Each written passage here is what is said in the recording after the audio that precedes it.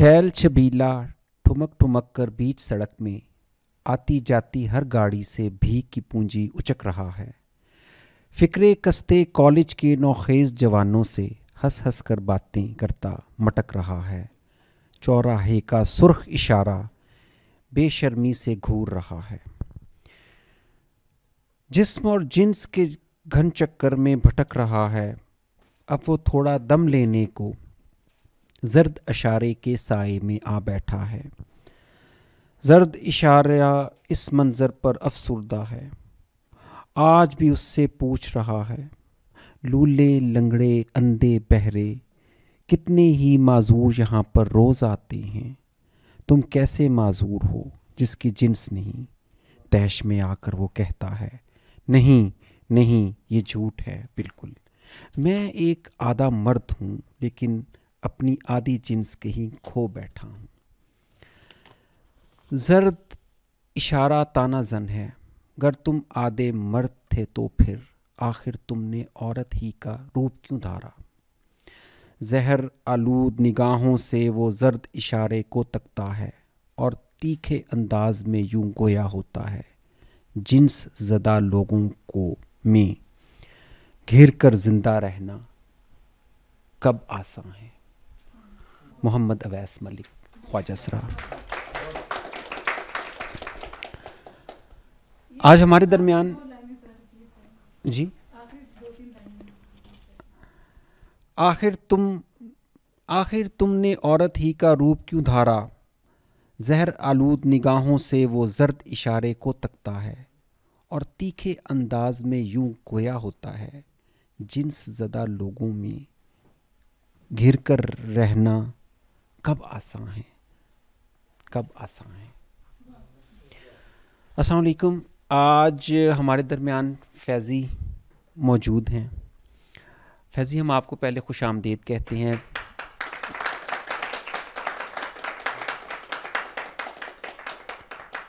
तो इस्लामाबाद से और ब्लैक होल से जी आया कहते ने। ये बहुत दूर से आई हैं। ये टोबा टेक सिंह से हमारे पास आई हैं और बहुत अरसे से हम सोच रहे थे कि हम इनको बुलाएं, तो अब हमारे पास एक टाइम हमें यहाँ मिल सका। आपके आने का बहुत बहुत शुक्रिया। फैज़ी, मैं जैसे कि हमने इसको रखा है कि हम आपकी ज़ुबान से आपकी कहानी को सुनना चाहते हैं। हमें बताएं कि आप कहाँ पैदा हुई, बचपन कहाँ गुजारा और अब आप जहाँ पे खड़ी हैं ये सफ़र कब शुरू हुआ और कैसे शुरू हुआ, प्लीज़। सबसे पहले तो बहुत शुक्रिया सुहेल साहब, आपका भी और तमाम जितने भी लोग हैं सुनने वाले उन सब का बहुत शुक्रिया कि मुझे यहाँ पर बुलाया और इस फोरम पर जो हमारा एक मार्जिनलाइज्ड कम्युनिटी है या एक मार्जिनलाइज्ड तबका है जो एक कटा हुआ है आम सोसाइटी से, उसको रिप्रेजेंट करने के लिए मुझे यहाँ बुलाया गया है ताकि डिस्टेंस जो है वो कम हो सके सोसाइटी और हमारी कम्युनिटी के दरमियान। सबसे बड़ी वजह भी यही है। तो मेरा ताल्लुक़ टोबा टेक सिंह से ही है। मेरी पैदाइश भी टोबा टेक सिंह से ही है। तो वहीं पैदा हुई, वहीं पली बढ़ी, वहीं तालीम हासिल की, वहीं जॉब की, वहीं अब बूढ़ी हो रही हूँ, अल्लाह खैर करे। अच्छा, तो ये सफ़र वो कुछ मैं ही जानता हूँ जो मुझ पर गुज़र गई। दुनिया तो लुत्फ़ ले गई मेरे वाक़यात में। बात यह है कि शायद वो लोगों के लिए वाक़यात हों लेकिन जिस पर बीत रही होती है वही जानता है। सबसे पहला जो मसला तकरीबन मेरे समेत तमाम ख्वाजा सराओं को रहता है, जो आगाज़ में बचपन की अगर मैं बात करूं तो वो है अपने तशख़्ख़ुस को ढूंढना कि वो सोसाइटी में एग्ज़िस्ट कहाँ कर रहा है। अपने तशख़्ख़ुस को ढूंढना, यानी एक मर्द को अपने तशख़्ख़ुस को ढूंढने में कोई इतना मुश्किल नहीं होता, उसे पता चल जाता है। सिन्फ आपको सोसाइटी देती है, मुआशरा आपको आपका जेंडर बताता है। तो मर्द के लिए वो मुश्किल नहीं है, बल्कि उसके लिए तो बहुत आसान है। पिदरसरी निज़ाम है तो उसमें तो वो फिर चलता है। तो एक ख़ातून के लिए भी उतना मुश्किल नहीं है, वो भी अपनी जिन्स जो है वो पैदाइश के साथ ही अपने वो मुंह में चम्मच लेकर जैसे पैदा होते हैं इस तरह पैदा हुई है। जबकि एक ख्वाजा सरा का ये जो सफ़र है, ख़ुद को पहचानना या ख़ुद के तशख़्ख़ुस को ढूंढना, और इतनी कम उम्री में, यानी 5-7 साल, जब शऊर की पहली 1-2 सीढ़ियाँ वो चढ़ता है 5-7 साल की उम्र में, जब उसे ये अंदाज़ा होता है कि मैं मर्दों में से नहीं हूँ। यानी अगर वो मर्दों के साथ खेलता है तो उसका बिहेवियर जो उसके साथ रवा रखा जाता है वो बाकी लड़कों के साथ मुख्तलिफ और उसके साथ मुख्तलिफ। उसके पीछे एक वजह होती है कि एक औरत के अंदर एक निस्वानियत मौजूद होती है, मर्द के अंदर उसकी एक अपनी मर्दाना वजाहत मौजूद है। तो ख्वाजा सरा के अंदर भी एक उसकी अपनी एक ख्वाजा सराइयत है, वो एक खुसरे के अंदर उसकी अपनी एक खुसरानियत है, जिस तरह निस्वानियत होती है। तो वो एक मुख्तलिफ तो होता है। अगर वो औरतों में जाता है तो, अगर मर्दों में जाता है तो वो समझ पा रहा होता है कि यहाँ पर मेरा कोई तालमेल नहीं है, मेरा हाव भाव जो है वो इनसे नहीं मिल रहा है, मेरे जो अंदाज़ हैं, मेरी जो चाल है, मेरा जो गुफ्तगू का अंदाज़ है, मेरी जो तौजीहात हैं, ठीक है ना जी, ये मेरा इनके साथ तालमेल नहीं है। तो फिर वो ख़ुद को तलाश करना उस सोसाइटी में जहाँ उसको ओन भी नहीं किया जा रहा है, फैमिली भी डिसओन कर रही है, फैमिली बल्कि ऊपर से ताने वगैरह वो सब कुछ मुझे भी बर्दाश्त करने पड़े और मेरे समेत तकरीबन तमाम ख्वाजा सराओं को जो हैं वो बर्दाश्त करने पड़ते हैं। तो एक नफ्सियाती हिजान में एक बचपन गुज़रता है। अगर आप कहें ना कि बचपन की एक बड़ी खूबसूरत यादें होती हैं, तो मेरा ख़्याल में कोई भी ख्वाजा सरा ऐसा नहीं होगा जिसके पास कोई खूबसूरत यादें होंगी बचपन की। अक्सर वो एक गीत भी है कि कोई मुझे सारा कुछ मुझसे ले ले लेकिन मेरा बचपन जो है वो मुझे लौटा दे। तो मेरे ख़्याल में हम चाहेंगे कि हमारा बचपन कभी दोबारा ना आए। वो जो ऐसा नफ्सियाती हिजान, नफ्सियात तो वैसे ही मुश्किल सब्जेक्ट है, जिनसी नफ्सियात या सिनफ़ी नफ्सियात उससे भी ज़्यादा कठिन मरहला है। तो मेरे साथ भी कुछ ऐसा ही मामला रहा। अगर मैं बॉयज़ में जाती थी तो वहाँ पर मुझे एक पुरलुत्फ़ दावत समझा जाता था। अगर मैं ख़वातीन में जाती थी वहाँ पर फिर भी किसी हद तक एक्सेप्टेंस थी। आज मैं ख़वातीन के लिबास में ही बैठी हूँ तो वो एक्सेप्टेंस की ही वजह से है। तो मर्द तो बर्दाश्त ही नहीं करता है कि आप मेरे वाला लिबास पहन कर फिरें। तो वो एक सफ़र जो है वो तय किया, फिर आहिस्ता आहिस्ता शऊर की आंखें खुलना शुरू हुई। फिर होता ऐसा है कि जब आप 12, 13, 14 साल की उम्र को जब आप पहुँच जाते हैं तो आपको इतना तो अंदाज़ा हो चुका होता है कि आप इनमें से तो नहीं हैं, आपकी रूह कुछ और है, आपकी नफ्सियात कुछ और है, आपकी तौजीहात कुछ और हैं। ये तो आपको समझ चुके होते हैं, लेकिन क्या हैं ये पता नहीं चल रहा होता। तो वो 12, 13, 14 साल की उम्र में कोई ना कोई आपको आपके जैसा ही मिल जाता है। तो आप उसको देखकर फिर हैरान होते हैं, ओह अच्छा ये तो मैं हूँ, ये हूँ मैं। जैसे जब ख़वातीन आपस में बैठती हैं और गुफ्तगू करती हैं तो उनके गुफ्तगू के मौज़ूआत जो हैं वो स्पेसिफ़िक होते हैं ना, जो एक औरतों से जुड़े हुए हैं। इसी तरह मर्द जब आपस में बैठते हैं और वो गुफ्तगू करते हैं आपस में तो उनके मौज़ूआत मुश्तरका होते हैं। इसी तरह हमें कोई ऐसा शख्स मिल जाता है, कोई शऊर की जब हम आँख खोल रहे होते हैं तो वो हमें अपील भी कर रहा होता है। तो हमें पता चल जाता है कि ये वो शख्स है जो मैं हूँ, अक्स नज़र आ जाता है। फिर वहाँ पर हमारी तौजीहात मिल जाती हैं, हमारी म्यूचुअल अंडरस्टैंडिंग हो जाती है, हम आहंगी जहन की हो जाती है, हमारे गुफ्तगू के मौज़ूआत जो हैं वो पता चल जाता है कि ये एक जैसे हैं। तो ये सफ़र हर ख्वाजा सरा का, ये कहानी तो मैं अपनी सुना रही हूँ लेकिन ये दरअसल हर ख्वाजा सरा की यही कहानी है, यही कहानी है। फिर जब उसे पता चल जाता है कि ये मैं हूँ, फिर उसे पता चल जाता है कि ये दुनिया मेरे लिए नहीं है, ये फैमिली मेरे लिए नहीं है। वो उसको उसकी सिनफ़ी शनाख्त के साथ तस्लीम करना नहीं चाहते हैं, उसकी सिनफ़ी शनाख्त के साथ उसको तस्लीम नहीं करते हैं या करना नहीं चाहते हैं। तो फिर तंज़, मज़ा, ताने वगैरह शुरू हो जाते हैं इस तरह की। फिर उसमें मार पिटाई भी शुरू हो जाती है। जो गैरत नाम नहाद गैरतमंद लोग हैं हमारे यहाँ वो भी सिलसिला सामने आ जाता है।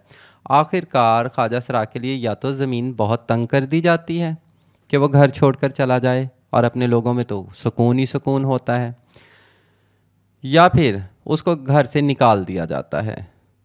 तो मेरे साथ दोनों सूरतें ही हो चुकी हैं क्योंकि मैं कई मरतबा घर सुलह हुई और कई मरतबा घर से निकली और कई दफ़ा भागी, कई दफ़ा मार खाई, कई दफ़ा पिटाई भी हुई, बहुत कुछ हुआ। तो उस यानी कि कई मरतबा ये दोनों सूरतें हाल ही होती हैं। तो वो फिर ख्वाजा सराओं में चला जाता है, वहाँ पर उसको चाहिए होती है सोशल सपोर्ट। उसको शेल्टर चाहिए होता है, उसको रोटी चाहिए होती है, उसको कपड़ा चाहिए होता है, उसको एक पूरा ख़ानदान चाहिए होता है जो उसको सोशल सपोर्ट करे। बल्कि एक औरत से ज़्यादा एक ख्वाजा सरा जो है वो रिस्क पर होता है। हमारी जो सोसाइटी जिस तरह की है, यहाँ पर एक ख्वाजा सरा जो है वो तो एक अगर औरत है तो वो बंद तिजोरी अगर लगा लें तो ख्वाजा सरा ऐसा है जो खुली तिजोरी है और वो चौराहे पर है, यानी उसको कोई भी उसको छेड़ के जा सकता है, कोई भी उसका हाथ पकड़ सकता है। एक औरत को आप 100 मरतबा सोचेंगे उस पर आवाज़ कसने से पहले कि ये किसी की बहन होगी, ये किसी की बेटी होगी, ये किसी की बीवी होगी, ये किसी की माँ होगी। लेकिन ख्वाजा सरा तो किसी की कुछ भी नहीं है ना, वो तो किसी की कुछ भी नहीं है, वो तो माले गनीमत है ना, उसको तो कहीं भी कुछ भी कैसे भी छेड़ा जा सकता है। तो उसके लिए उसको चाहिए होती है एक सोशल सपोर्ट। वो सोशल सपोर्ट उसको देता है उसका कल्चर, उसका जो गुरु कल्चर है, या उसका एक अपनी हमारी एक जो हमने कम्युनिटी ने जो कवायद व कवानीन बनाए हुए हैं, या अपनी एक अलग से एक दुनिया बसाई हुई है। ये अक्सर सुना होगा हम लोगों को तीसरी दुनिया कहा जाता है। तो वाकई हम तीसरी दुनिया हैं। अगर आप हमारे कवायद कवानीन, हमारे मामलात, हमारी रसूमात, हमारे रवाजात, लसानियात के साथ वो ताल्लुक़ है, माशरत है जो हमारी, या हमारा इक़्तिसादी निज़ाम है, या वो हमारा मौशी निज़ाम है, कुछ भी हमारा आप सबसे अलग है आम दुनिया वालों से। हमने अपनी एक अलग दुनिया बसाई हुई है, हम वाकई तीसरी दुनिया के बासी हैं, इसमें कोई शक नहीं है। तो वो फिर वहाँ पर उसे सोशल सपोर्ट मिलती है, तो वो ख्वाजा सरा जो है वहाँ चला जाता है। मैंने भी ऐसा ही किया, मैंने भी अपने गुरु के पास गई। खैर मेरी गुरु बहुत अच्छी थी, वहाँ पर मैंने अपनी तालीम कंटिन्यू की। उन्होंने कहा है कि चले ठीक है, अगर आप पढ़ना चाहती हैं तो आप पढ़ें। बहुत अच्छी गुरु मिली मुझे, मैं आज भी उनको दुआएं देती हूँ। तो वो फिर वहाँ से मैंने अपना तालीमी सफ़र जो शुरू किया। अब वो जो तालीमी सफ़र था, यानी कि वो अब और भी मुश्किल था, वहाँ पर भी मसाइल थे। कहीं हरासमेंट है, कहीं हमारे ख्वाजा सराओं को अब्यूज़ कर दिया जाता है, चाइल्ड अब्यूजिंग है, यानी वहाँ पर भी मसाइल तो थे। लेकिन एक तो मेरा जो ताल्लुक़ था वो एक ऐसे इलाके से था जहाँ पर फिर भी कुछ लोगों के यहाँ एक्सेप्टेंस थी, या लोग जो हैं वो है ना, हमारे मुतल्लिका बहुत सारी मिथ भी बनी हुई हैं कि इनको तंग नहीं करना है, इनकी बद्दुआएँ लगती हैं, दुआएं लगती हैं। तो वो अक्सर आमतौर पर लोग, ये भी सिलसिला था वहाँ पर एक। तो वो उस सिलसिले में यानी मुश्किल से या गैर मुश्किल से वो मैं आहिस्ता आहिस्ता आहिस्ता आहिस्ता अपनी सीढ़ियाँ जो है वो, मुझे टाइम तो ज़्यादा लग गया कि एक आम पर्सन हो तो वो एक का उतनी उम्र में एमफिल कर जाता है, लेकिन मुझे एक अरसा लग गया एमफिल करते करते। बल्कि जब मैं एमफिल के लिए यहाँ पर इस्लामाबाद में आई तो वो जो हमारे चेयरमैन थे, सदर शोबा उर्दू जो थे, वो एक मरतबा तो मुझे देखने लगे कि तुम यहाँ पर पहुँची कैसे हो, हम तसव्वुर भी नहीं कर सकते तुम क्या बर्दाश्त करके आई होगी ना, कैसे कैसे तुमने वो देखा होगा। और वो तो सिलसिला यानी कि चलता रहा। तो ये सिलसिला जो है इसी तरह तालीमी सफ़र, उसी में फिर हम कई मामलात आए ज़िंदगी में, कई गए, कई मसाइल भी को फेस करना पड़ा, कहीं अपनी शनाख्त को लेकर, कहीं एजुकेशन को लेकर, कहीं सेहत को लेकर, हेल्थ को लेकर कई मसाइल का सामना करना पड़ा। यानी कि हमारे यहाँ पर सोसाइटी में एक फ़ाल किरदार एक ख्वाजा सरा बहुत मुश्किल है कि वो एक अदा कर सके। लेकिन अभी कुछ चंद सालों से कुछ बेहतरी की तरफ जा रहे हैं, जिसमें कुछ मामला, कुछ कदगन भी हैं, कुछ पाबंदियां भी हैं। तो ये एक छोटी सी मुख्तसर सी मेरी जो है वो दास्तान है। उसमें बहुत अच्छे लोग भी मिले और बहुत बुरे लोग भी मिले, बहुत बुरे भी मिले, इतने बुरे कि वो यानी कि अब अगर सोचती हूँ तो घिन आती है। लेकिन बहुत अच्छे भी मिले कि अगर सोचती हूँ तो सल्यूट करने को दिल करता है कि हाँ ये भी लोग दुनिया में ही मौजूद हैं, ऐसे ही जिन्होंने मोटिवेट किया। कुछ लोगों ने पीछे को खींचा, कुछ ने आगे को खींचा। लेकिन मेरी फैमिली का बहुत बड़ा रोल रहा इसमें मुझे, यानी कि जो उन्होंने निगलेक्ट किया या उसको अभी तक मैं यानी कि जो भूल नहीं पा रही हूँ। शायद सोसाइटी से मुझे उतना दुख नहीं मिला, या वो बेगानों से मुझे उतना नुकसान नहीं हुआ। वो तो बेगाने थे, उनसे कैसे बचना है वो शायद मैं जानती थी, लेकिन अपनों से कैसे बचना है ये शायद मैं नहीं जानती थी। तो मेरी फैमिली जो थी वो बिल्कुल भी सपोर्टिव नहीं थी, अभी तक भी नहीं है। तो फैमिली की तरफ से जो मुझे निगलेक्शन का सामना करना पड़ा वो मेरे लिए बड़ा सुहाने रूह था। वो उस वक्त तो मुझे समझ ही नहीं आती थी कि मैं जाऊँ तो कहाँ जाऊँ। अगर मुझे अब घर से निकाल दिया है तो मैं कहाँ रहूँ, अब मैं कहाँ जाऊँगी। घर के अलावा एक घर जो है वो आपके लिए एक तहफ़्फ़ुज़ होता है। तो वो एक आप अदम तहफ़्फ़ुज़ का शिकार हो जाते हैं, और वो तकरीबन ज़िंदगी में हर ख्वाजा सरा एक होता है एक दफ़ा। तो मुझे फैमिली की तरफ से बड़ा जो है वो मसाइल का सामना रहा। बाकी जो है वो सोसाइटी से तो शायद मैं लड़ भड़ गई, कहीं हार गई कहीं जीत गई, यही सूरत हाल रही। तो ये एक मुख्तसर सा जो है वो मेरी ज़िंदगी का सफ़र है जो मैंने आपको बताया। तो ये आप जो स्कूल गई वो बॉयज़ स्कूल में गई या और कॉलेज जिस तरह गई, वो थोड़ा सा उसके बारे सफ़र के बारे में बताएं, उस स्कूल के बारे में, और वो थोड़ी सी उसके ऊपर।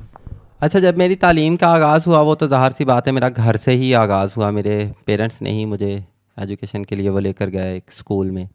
तो मेरे जो पेरेंट्स थे उन्होंने मेरा नाम जो है वो भी मर्दों वाला रखा।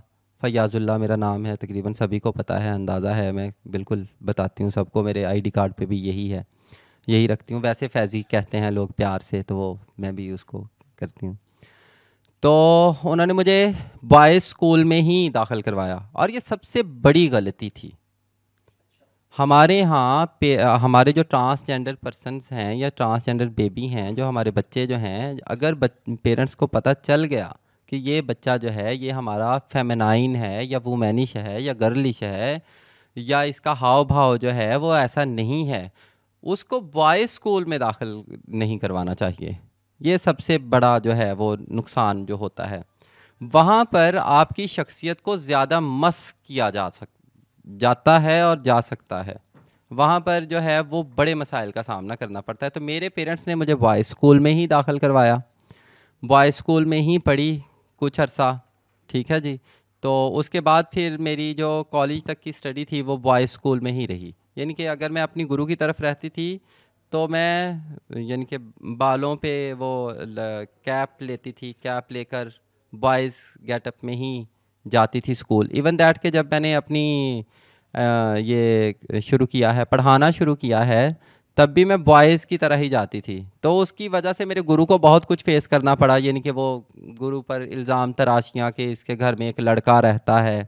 तो आखिरकार मेरी गुरु ने कहा कि मर्ज़ी है तुम्हारी, अब हमने है तो तू हमारे जैसा ही, अब हम जानते हैं अब क्या किया जा सके, क्या किया जा सकता है। तो वो फिर मामला ये हुआ कि आखिरकार फिर यानी कि 2 मरतबा ऐसा हुआ, यानी कि ज़िंदगी में एक मरतबा, उस वक्त मैं तकरीबन 14-15 साल की थी, 13-14 साल की, यानी कि 7वीं-8वीं में पढ़ती थी, जब मैं मर्दों की लिस्ट से निकली और औरतों की लिस्ट में गई, यानी कि अपना लिबास तब्दील किया गुरु के पास। वहाँ काफ़ी 3-4 साल का अरसा रही। तो वहाँ से फिर मेरे पेरेंट्स के साथ मेरी सुलह हो गई। तो वो भी शायद मुझे लगता है कि वो भी मैंने गलती की थी। तो फिर वो उन्होंने कहा कि अगर आप बाल कटवाएंगे, इस तरह रहेंगे, इस तरह रहेंगे, हमारी शर्तों पर अगर आप, यानी मेरी सिनफी शनाख्त के साथ उन्होंने मुझे कबूल नहीं किया था। उन्होंने अपनी तरफ से एक मुझे एक जेंडर दिया और जेंडर देकर कहा कि अगर ऐसे रहोगे तो ऐसे हम तुम्हें एक्सेप्ट करते हैं। तो मुझे वहाँ से ज़्यादा, ज़ाहिर सी बात है, घर मुझे ज़्यादा अजीज़ था। तो मैंने कहा कि चलें ठीक है। तो मैंने जो है वो वहाँ पर रहना शुरू किया, लेकिन वो फिर वही मामलात, वही सिलसिले, वही तरीका रहा। फिर मुझे अपनी कम्युनिटी की तरफ वापस जाना पड़ा। फिर मेरी कम्युनिटी खैर बहुत अच्छी है, उन्होंने खुलकर मुझे मेरा इस्तकबाल किया, और फिर मुझे फिर मैं तब से अब फ़ीमेल जो है वो गेटअप में ही हूँ। अच्छा, ये आपने ये नज़म पढ़ी, उसमें भी था कि तुम अगर आधे मर्द हो तो औरतों का लिबास क्यों नहीं पहनते हो। तो लिबास का ताल्लुक़, हम ये बात अच्छे तरीके से जानते हैं कि हमारी तहज़ीब के साथ या हमारी सकाफ़त के साथ होता है। इसमें 2 मामलात होते हैं। एक तो बात यह है कि हमसे रिवायत को देखा जाता है कि हमसे बड़े जो बुज़ुर्ग थे उनके साथ अगर कोई मामला पेश आया तो उन्होंने उसको कैसे डील किया। तो हमारे जो बुज़ुर्ग थे वो ये लिबास पहनते रहे हैं, उन्होंने इस लिबास को चुना था। अगर हमसे पहले जो ख्वाजा सरा थे उन्होंने यही लिबास पहना, उन्होंने इसी लिबास को चुना। तो ये हमारे लिए लिबास, ये सिर्फ लिबास नहीं है। आपके लिए जो आपने पहना हुआ है वो लिबास है, हमारे लिए ये लिबास नहीं है, हमारे लिए ये मुक़द्दस है। जिसको हम फ़िरका बोलते हैं, यानी ख़वातीन के लिबास को हम हमारी ज़ुबान में फ़िरका बोला जाता है। और फ़िरका जो है वो हमारे लिए एक तक़दीस है, एक तक़द्दुस है हमारा इसके लिए। इनके हम इसको कहते हैं कि ये हमारे बुज़ुर्गों ने हमें दिया। तो इसलिए एक तो ये बात है कि इसके साथ हमारा ताल्लुक़ है, और दूसरी बड़ी बात जो है वो हमारी समाजी पहलू आ जाते हैं, हमारे माशरती पहलू आ जाते हैं कि पिदरसरी निज़ाम में आप मर्दों का लिबास नहीं पहन सकते हैं, औरतों के यहाँ एक्सेप्टेंस है, वहाँ पर आप उसमें अगर आप उनका ज़रा दामन वसी है तो आप वहाँ पर जा सकते हैं, तो वो लिबास, ये एक अलग बात है। लेकिन दरअसल जो हमारे ख्वाजा सरा ये जो लिबास पहनते हैं ख़वातीन का, उसके पीछे सबसे बड़ी वजह जो है वो है रिवायत, कि हमारे जो ख्वाजा सरा हैं, वो जो हमारे बुज़ुर्ग ख्वाजा सरा थे, उन्होंने इसी लिबास को चुना, तो हमने भी उन्हीं की पैरवी की और उसी लिबास में हम, और मेरे ख़्याल में यही खूबसूरत हम पर जचता भी है। थोड़ा सा हमें ये जो गुरु हैं इनके बारे में थोड़ा सा हमें इनलाइटन करें, बताएं हमें कि किस तरह से ये हायरार्की है, गुरु किस तरह हैं, पाकिस्तान में कितने लोग हैं। क्योंकि जब हम कभी सोशल मीडिया पर कोई वीडियो इस तरह की देखते हैं तो हमें पता चलता है कि बहुत सारे घराने, जिस तरह के मौसीकी के घराने होते हैं, इसी तरह ही गुरु अपने घरानों के बारे में बात कर रहे होते हैं। तो थोड़ा सा इसके ऊपर हमें प्लीज़। अच्छा, ये बड़ा खूबसूरत और दिलचस्प सवाल है, मेरे ख़्याल में आपको पता भी नहीं होगा इसके मुतल्लिका। वैसे इसके मुतल्लिका मैं बात आम तौर पे गुरु कल्चर के मुतल्लिका या हिजड़ा जो हमारा कल्चर है उसके मुतल्लिका मैं इंटरव्यूज़ या कहीं भी कुछ लिखती हूँ तो मैं करती नहीं हूँ, क्योंकि मुझे लगता है कि अगर आप सोसाइटी अगर हमारे आंचल में झांकना चाहती है तो उसे चाहिए कि वो भी अपने दरवाज़े खोले, तो फिर हमारे आंचल में झांके ना, हमें जानना चाहती है। लेकिन फिर भी मैं थोड़ा बहुत बता देती हूँ कि हमारे यहाँ जो हिजड़ा कल्चर है वो बड़ा खूबसूरत कल्चर है। मैं अपने कल्चर की बड़ी फ़ैन हूँ। इतना इनके पढ़ लेने के बाद, किताबें पढ़ लेने के बाद, फिर भी मैं यही समझती हूँ कि अगर एक ख्वाजा सरा को इस सोसाइटी में तहफ़्फ़ुज़ है तो वो हमारे कल्चर में ही है। वहाँ पर वो सेफ़ है, वो एक सेफ़ ज़ोन है, वहाँ पर शेल्टर है उसके पास, वहाँ पर उसके पास खुराक है, वहाँ पर वो बीमार होता है तो उसके लिए दवाई है, वहाँ पर यानी कि एक पूरा एक मैकेनिज़्म है हमने अपनी कम्युनिटी में बनाया हुआ। अच्छा, इस कल्चर में भी अब आगे जो है ना वो बन गई हैं कैटेगरीज़। एक तो वो ख्वाजा सरा कल्चर है या वो एक हिजड़ा कल्चर है जो रिवायत के अमीन हैं, जो सदियों से चले आ रहे हैं। उनके अपने इलाके हैं, उनके अपने इलाके हैं और वो उन इलाकों में जाते हैं। वो दिन के बादशाह हैं, दिन को वो निकलते हैं ढोलक लेकर, चिमटा लेकर, वो हारमोनियम लेकर वो जाते हैं। वो किसी के घर में बेटा पैदा होता है या फिर किसी के बेटे की शादी होती है, उन्होंने उसका सिर्फ दरवाज़ा खटखटाना है जाकर, और जाकर उनसे कहना है कि जी हम आए हैं और आपसे हम मुबारक लेने के लिए आए हैं। वो भीख मांगने के लिए नहीं जाते हैं, बल्कि वो तो सामने से खड़ा होकर हुक्मन कहता है भाई हमें दें, हम आपके घर में खुशी आई है तो हम आए हैं आपके। वो वहीं पर पैदा होता है ख्वाजा सरा, वहीं उसकी सारी ज़िंदगी गुजरती है, वहीं पर वो फौत हो जाता है, वहीं दफन होता है। इसलिए उसके अपने इलाके में उसकी बड़ी पहचान होती है, उसकी बड़ी कदर होती है, उसका बड़ा एहतराम होता है, उसकी बड़ी इज़्ज़त होती है। कोई उसको फूफो बुला रहा है, कोई उसको आंटी बुला रहा है, कोई उसको बाजी बुला रहा है, और उसका ताल्लुक़ भी ज़्यादातर ख़वातीन के साथ ही होता है। वो है एक हिजड़ा कल्चर। उनके अपने हिजड़ा कल्चर के जो हैं अपने कुछ कायदे हैं, कुछ कवानीन हैं, कहीं कहीं वो बहुत सख्त हैं। उसके लिए सख्त, वो जैसे शाह वलीउल्लाह ने जब वो मर्ज हो रही थी सारी चीज़ें, तो वो शाह वलीउल्लाह साहब जो हमारे बुज़ुर्ग हैं 1803 में वो हुए थे, तो उन्होंने एक वो 1703 में मेरे ख़्याल में, तो उसमें उन्होंने कुछ वो बनाए थे, रूल्स बनाए थे ना, जिससे पता चल सके कि ये मुसलमान अलग एक कौम है और हिंदू एक अलग कौम है, तो उसके लिए वो बड़ा सख्त हो गए थे। तो हमें चूँकि अपने कवानीन बनाने थे और हमें कम्युनिटी के अंदर ही सर्वाइव करना था, सोसाइटी के अंदर ही सर्वाइव करना था, और उस सर्वाइवल के लिए हमने ख़ुद को छुपा कर भी रखना था। वो छुपा कर क्यों रखना था, वो एक अलग कहानी है, उसके पीछे एक अलग दास्तान है। वो कॉलोनियलिज़म में थोड़ा सा पॉइंट आउट कर देती हूँ कि नौआबादियाती निज़ाम की वजह से, जैसे ये मुगलिया सल्तनत को ज़वाल आया, तो मुगलिया सल्तनत के साथ जुड़ी हुई जितनी चीज़ें थी उनको ज़वाल आया, तो हिजड़ा भी उसी के साथ जुड़ा हुआ था, तो उसको भी ज़वाल आ गया। तो अब होता यह है कि उसके लिए हमने कुछ कायदे बनाए, कवानीन बनाए जो ज़रा सख्त थे, ठीक है ना, और उस पर कारबंद भी हमें होना पड़ता था। उस पर जो है वो अमल दरामद कराने के लिए उसके लिए भी हमने कानून बनाए हुए थे, उसके लिए भी हमारे यहाँ कायदे हैं। अगर कोई उसकी पासदारी नहीं करता है तो हम उसके साथ कतई ताल्लुक़ कर लेते हैं, ला ताल्लुकी का ऐलान कर देते हैं। और वो ऐसा नहीं होता कि मैंने सिर्फ उसके साथ ला ताल्लुकी कर ली तो बस सर गया, नहीं। अगर एक ख्वाजा सरा ने उसके साथ ला ताल्लुकी का ऐलान कर दिया तो समझो कि उस पूरी कम्युनिटी ने उसके साथ ला ताल्लुकी का ऐलान कर दिया, वो हिंद हो या सिंध हो। ये भी मैं बता दूं कि ये तकसीम जो है ना, ये पाकिस्तान और हिंदुस्तान की, ये आपके लिए है, हमारे लिए नहीं है। हमारे लिए अभी तक वही है, हिंद और सिंध वाली वही सिलसिला चलता है। हिंद के ख्वाजा सरा और हैं, सिंध के ख्वाजा सरा और कल्चर से हैं। हम आते जाते हैं एक दूसरे की तरफ, लेकिन हमारी तकसीम अभी तक वही है, हिंद और सिंध वाली। अच्छा, अब 90s की बात है, या 90s से कुछ 80s में लगा लें आप, करीब करीब, जब कुछ ऐसे ख्वाजा सरा तबका भी था कि जिन्हें लगा कि ये मुश्किल है हमारे लिए इसमें सरवाइव करना, या हम ये नहीं चाहते हैं। ज़ाहिर सी बात है, इख्तिलाफ़ात हो सकते हैं, कम्युनिटी के अंदर भी हो सकते हैं, हर शख्स का एक अपना मुतमय नज़र होता है। तो उन्हें लगा कि हमें यहाँ पर हमें ये सूट नहीं करता है। अब जब उन्हें ये लगा तो उन्होंने एक अलग से एक कल्चर बनाया। उन्होंने एक अलग से अपना एक इससे मिलता जुलता ही एक कल्चर बनाया। उसके एक घराने हैं, 4 रवन्ना एक घराना है, एक महाबती घराना है, एक चांदनी घराना है, एक मरज़ई घराना है, जवाद से मरज़ई घराना है। तो वो कुछ घराने उन्होंने एक अपने अलग से बनाए, एक और कल्चर जो है उसको उन्होंने प्रमोट किया, या उन्होंने एक अपना अलग से कल्चर बनाया। वो हमारी तरफ आते जाते हैं, हम उनकी तरफ आते जाते हैं, हम एक दूसरे से मिलते जुलते हैं। अगर उनके कल्चर से हमारी तरफ कोई आना चाहे तो हम उसको वेलकम करते हैं, हमारे कल्चर से उसकी तरफ कोई जाना चाहे तो वो हमें वेलकम करते हैं। यानी कि हमें वो एक तकसीम जो है वो कल्चर के हिसाब से तो हुई थी, वैसे रूहानी तौर पर हमारी कोई तकसीम हुई नहीं थी, वो कोई भी हो।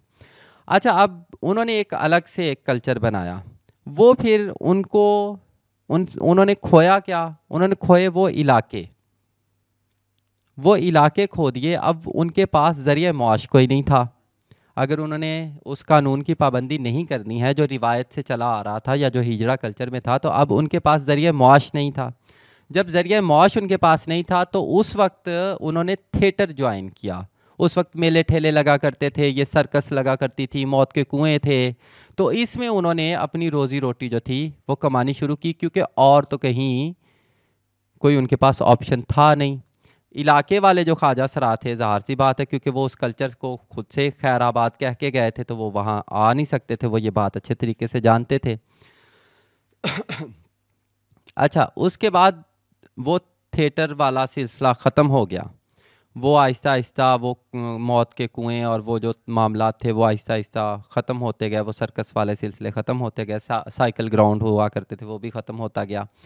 तो क्या हुआ, तो उन्होंने क्या किया, उन्होंने जो हमारे यहाँ शादियाँ होती हैं उनके जो मेहंदी की रस्म है, एक रस्म हिना है हमारे यहाँ, उस पर उन्होंने रक्स वगैरह करना शुरू कर दिया। ठीक है, तो वहाँ से वो रक्स करके अपनी ज़रिया माश जो था वो करते थे सिलसिला। फिर वो ख्वाजा सरा जो रक्स नहीं कर सकते थे, या फिर वो ख्वाजा सरा जिनकी डिमांड नहीं थी ना, अगर हम सही आसान लफ्ज़ों में कहें कि वो खूबसूरत नहीं हुआ करते थे। वैसे तो सब शक्लें खुदा की हैं, सभी खूबसूरत हैं, लेकिन वो कहते थे कि हमारी मेहंदी पर प्यारे से ख्वाजा सरा आएँ और वो रक्स करें, यहाँ पर नाचें, तो वो वहाँ पर चलते नहीं थे, वो वहाँ पर वो सर्वाइवल नहीं था। तो उन्होंने क्या किया, उन्होंने ये किया, उन्होंने फिर जो बड़े शहरों से ताल्लुक़ रखने वाले लोग थे, उन्होंने ये जो हमारे इशारे हैं इन पर मांगना शुरू कर दिया, भीख मांगनी शुरू कर दी। जो 10-10 रुपए लेते हैं, या 20-20 या 50-50 रुपए लेते हैं।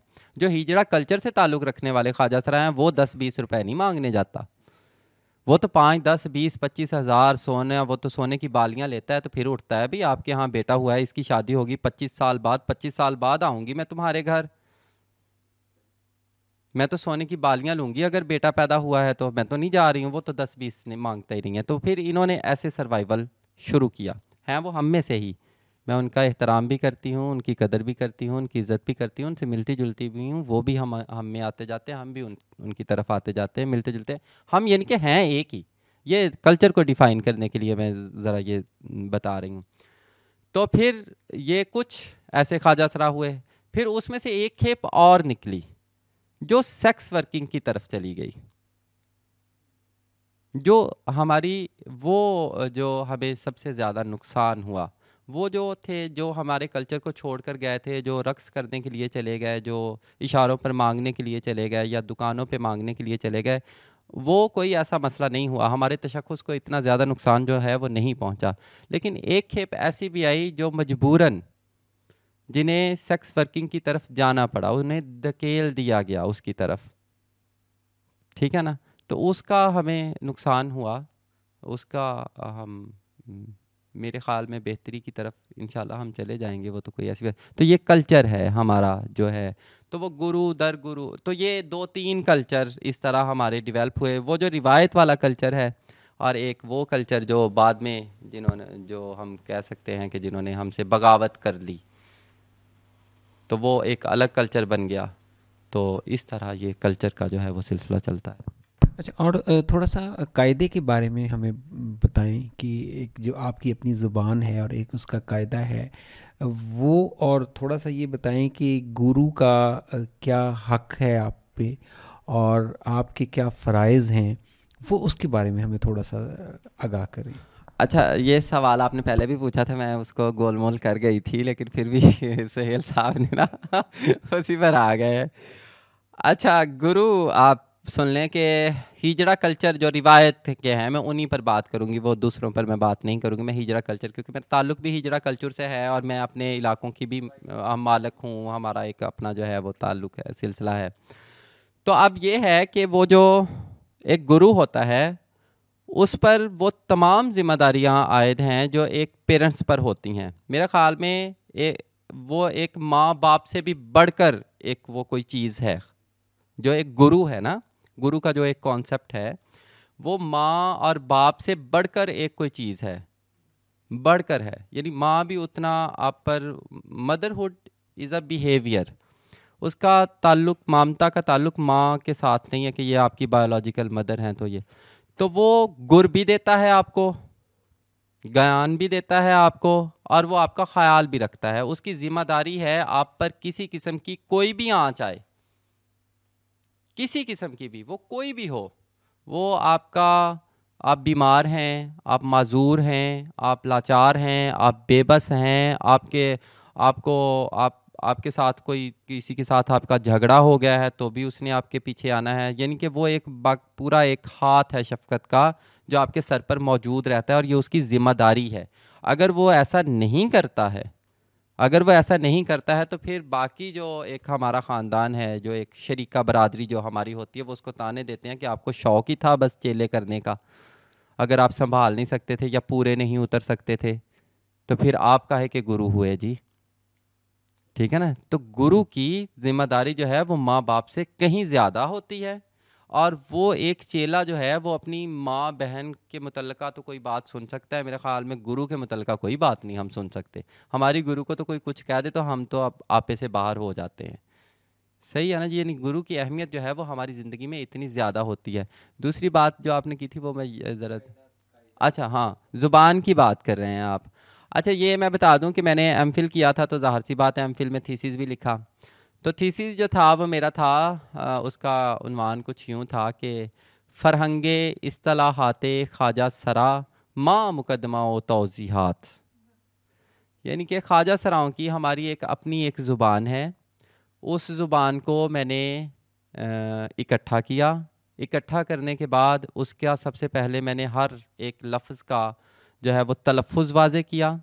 तलफ़ुज़ वाज़े करने के बाद फिर मैंने उसका जो है वो बताया कि ये किस ज़ुबान से सफ़र करता हुआ लफ्ज़ आया है, संस्कृत से आया है, ये हिंदी से आया है, ये पंजाबी से आया है, ये उर्दू से आया है, फ़ारसी से है, अरबी से है। फिर ये बताया, उसकी ज़ुबान बताई। फिर उसके बाद फिर मैंने उसकी सर्फ़ी और नहवी तक़सीम की है, यानी कि उसका बताया है कि ये मुज़क्कर है, ये मौनस है, ये इसम तस्गीर है, ये मुकब्बर है, ये सिफ़्त है, यानी कि उसकी जो भी ग्रामर की रो से जो भी उसके वो बनती थी चीज़ें वो बताई हैं। उसके बाद फिर मैंने उसके लिखे हैं मानी करीब, कि इसके मानी करीब क्या हैं। फिर उसके लिखे हैं मानी बाईद। फिर उसका बनाया है मैंने अपनी ही ज़ुबान में जुमला, फिर किया है उसका उर्दू में तर्जमा। ये एक लफ्ज़ मुकम्मल हुआ, ये एक लफ्ज़ जो है वो मुकम्मल हुआ। तो हमारी एक अपनी एक अलग ज़ुबान है जिसमें हम एक दूसरे के साथ कन्वर्सेशन करते हैं, बातचीत करते हैं, क्योंकि हम सोसाइटी से कटे हुए हैं, सोसाइटी से अलग थे, इसलिए हमें एक ज़ुबान की ज़रूरत भी महसूस हुई। तो हमारे बुज़ुर्गों ने जो है वो कुछ लफ्ज़ों को तरोड़ मरोड़ कर और कुछ को इधर से पकड़ा, कुछ को इधर से पकड़ा, कुछ को इधर से पकड़ पकड़ कर वो एक अलग ज़ुबान जो है। और ये हम पहले वो लोग नहीं हैं जिन्होंने ये ज़ुबान बनाई, या जो तबकात थे, जैसे ठग हैं, ठग थे, ठगों की मुस्तलाहात ठगी वो रशीद हसन खान साहब की है, तो वो मुस्तलाहात ठगी जो थी उनकी भी अपनी इस्तलाहात थी। इस तरह नर्तकियों की अपनी इस्तलाहात होती हैं। तो हमारी ख्वाजा सराओं की भी एक अलग तबका था जो सोसाइटी से अलग था। एक दुनिया के अंदर कई दुनियाएं होती हैं, तो एक दुनिया हमारी भी थी। तो हमने अपनी उस दुनिया में बातचीत करने के लिए, ताकि जब दूसरे लोग, कोई आम लोग, आवाम बैठी हों और हमने एक दूसरे के साथ कन्वर्सेशन करनी हो और हम चाहते हों कि दूसरे को पता ना चले, तो उसके लिए हमने एक ज़ुबान जो है वो बनाई और उसको राइज किया और उसका नाम रखा फ़ारसी। उसका नाम रखा फ़ारसी। वो मकूला है, मशहूर है कि मैं कौन सा फ़ारसी में बात कर रहा हूँ जो तुम्हें समझ नहीं आ रही है। तो फ़ारसी मेरे ख्याल में, मुझे लगता है कि हमारे बुज़ुर्गों ने फ़ारसी इसका नाम इसलिए रखा होगा क्योंकि फ़ारसी मुश्किल ज़ुबान थी, या फ़ारसी की दूसरों को समझ नहीं आती थी ना उस वक्त। तो फ़ारसी चूँकि यहाँ पर हमारे यहाँ तो अवामी बोलियाँ थीं, टकसाली ज़ुबानें थीं, या फिर प्राकृतें थीं, या आम आवाम की जो बोलियाँ बोली जाती थी वही थी। तो फ़ारसी तो बाहर से आई थी ना, तो उसकी तो समझ, वो तो दरबारी ज़ुबान थी, उसकी तो समझ ही नहीं आती थी ना आम आवाम को, आम आवाम के लिए तो वो नहीं थी। तो हमारे बुज़ुर्गों ने जो फ़ारसी, हमारा ताल्लुक़ भी महल के साथ ही था, तो वो फ़ारसी मेरे ख़्याल में इसीलिए रखा होगा नाम इसका फ़ारसी, चूँकि ये मुश्किल ज़ुबान है और किसी को समझ नहीं आती। तो हमारी ज़ुबान ऐसी है जो आम तौर पर लोगों को समझ नहीं आती है, उसमें हम आपस में कन्वर्सेशन करते हैं। लेकिन अब वैसे बहुत सारा जो है वो लोगों को कुछ कुछ अल्फाज का पता चलना शुरू हो गया है और आती भी है। लेकिन फिर भी जो हम रिवायत से जुड़े हुए ख्वाजा सरा हैं ना, वो जो ठेठ किस्म के ख्वाजा सरा, तो उनकी ज़ुबान वाकई अभी भी वो कई मरतबा मुझे भी समझ नहीं आती है, तो वो आम लोगों को क्या समझ आनी कुछ थोड़ा सा बोल के सुनाए हमें कुछ। अच्छा, सबसे पहले तो मैं आपको बताती हूँ, माला चीसी लाग रही है ना, मैं खूबसूरत लग रही हूँ। तो ये है, खूबसूरत के लिए चीसी का लफ्ज़ इस्तेमाल होता है। अगर उसको तज़कीर व तानीस के इसके अपने एक रूल्स एंड रेगुलेशन है, वो मैंने अपने वो जो थीसिस लिखा था उसमें मुकदमा लिखा था। इसमें ज़मायर जो हैं वो जो हैं वो ज़्यादा हैं आम ज़ुबानों की निस्बत, ये एक ख़ासियत है इसकी, यानी कि वो। और इसमें जो है ना अज़ाफ़तें, जैसे का, के, की, को, वो जो है ये मुकामी ज़ुबान से ही लेती है। हमारी ज़ुबान जो है ये मुकामी ज़ुबान से ही लेती है ये, ठीक है ना जी। तो इस तरह मुख्तलिफ़ चीज़ें हैं, जैसे आपके बाल को जोग कहा जाता है, तो आँखों को चामड़ियाँ कहा जाता है, दांतों को मोती भी कहा जाता है, हैं। तो वो मुमासलत भी है ना एक, ठीक है ना जी। इसी तरह जो है वो ज़ेवरात में भी हैं, जैसे सोने को पील का कहा जाता है, वो होता भी पील का है। सरकू भी बोलते हैं, पील का और सरकू दोनों बोलते हैं। इसी तरह जो है वो हमारे अज़ाए जिस्मानी के नाम भी हैं, जैसे मिसाल के तौर पर पाँव को पैडल बोल दिया, ठीक है ना जी, वो तो एक आसान सा है।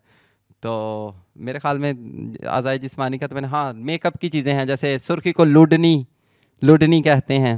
एजा ये, ओजा वो, ये वो, ठीक है ना जी। उनसा वो, उनसी ये ख़ातून के लिए, हामला औरत के लिए तांबड़ा बोल दिया, ठीक है ना जी। मर्द के लिए जो है वो क्या बोलते हैं, लूरा, हाँ, लूरा लड़का, लूरी लड़की, ठीक है ना जी। तो इस तरह बूढ़ा आदमी हो तो उसको खौडा, तो बूढ़ी औरत हो तो उसको खौडी, ठीक है ना जी। सुड्डी, उसको सुड्डी भी बोला जाता है, सुड्डा भी बोला जाता है। मुतरादिफात भी हैं हमारी ज़ुबान, प्रॉपर ज़ुबान है बाकायदा। इसमें कुछ हमारी वो भी बनी हुई हैं, ज़रबुल इमसाल भी बनी हुई हैं, वो मैंने अपने थीसिस में लिखी थी। तो कुछ थोड़े बहुत शेर भी बने हुए हैं, लेकिन वो कुछ और तरह के हैं, वो इसलिए वो नहीं सुनाने वाली मैं। तो पीखदा, एक ज़रबुल मिसल सुना देती हूँ। पीखदा चोर न कफन न गोर। तो ये देखें ना, मिलता जुलता, वो जैसे अमीर खिसरो ने वो एक रिख्ती निकाली थी ना, वो एक हिंदी का वो लिखते थे उस वक्त, तो लाहौरी बोलते थे इस ज़ुबान को, उर्दू को। तो वो एक लाहौरी ज़ुबान का मिसरा होता था, दूसरा फ़ारसी का होता था।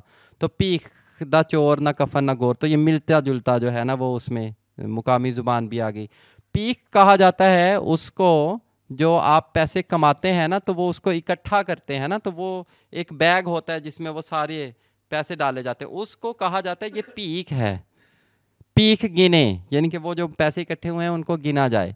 तो पीक दा चोर यानी कि जो चोरी करता है ना, उसमें से ना कफन ना गोर, ना उसको कफन नसीब होता है ना कबर नसीब होती है। तो ये हमारी ज़रबुल मिसल भी है। तो ये चीज़ें हैं। तो ये ज़ुबान के लिए ये था इसका। इस पर अभी यानी कि अगर आप मेरे ख़्याल में किसी तबके को जानना चाहते हैं या किसी तबके के मुतल्लिक़ आप शनासाई करना चाहते हैं, तो सबसे पहले ज़ुबान जो है वो बड़ी एक अहम चीज़ है।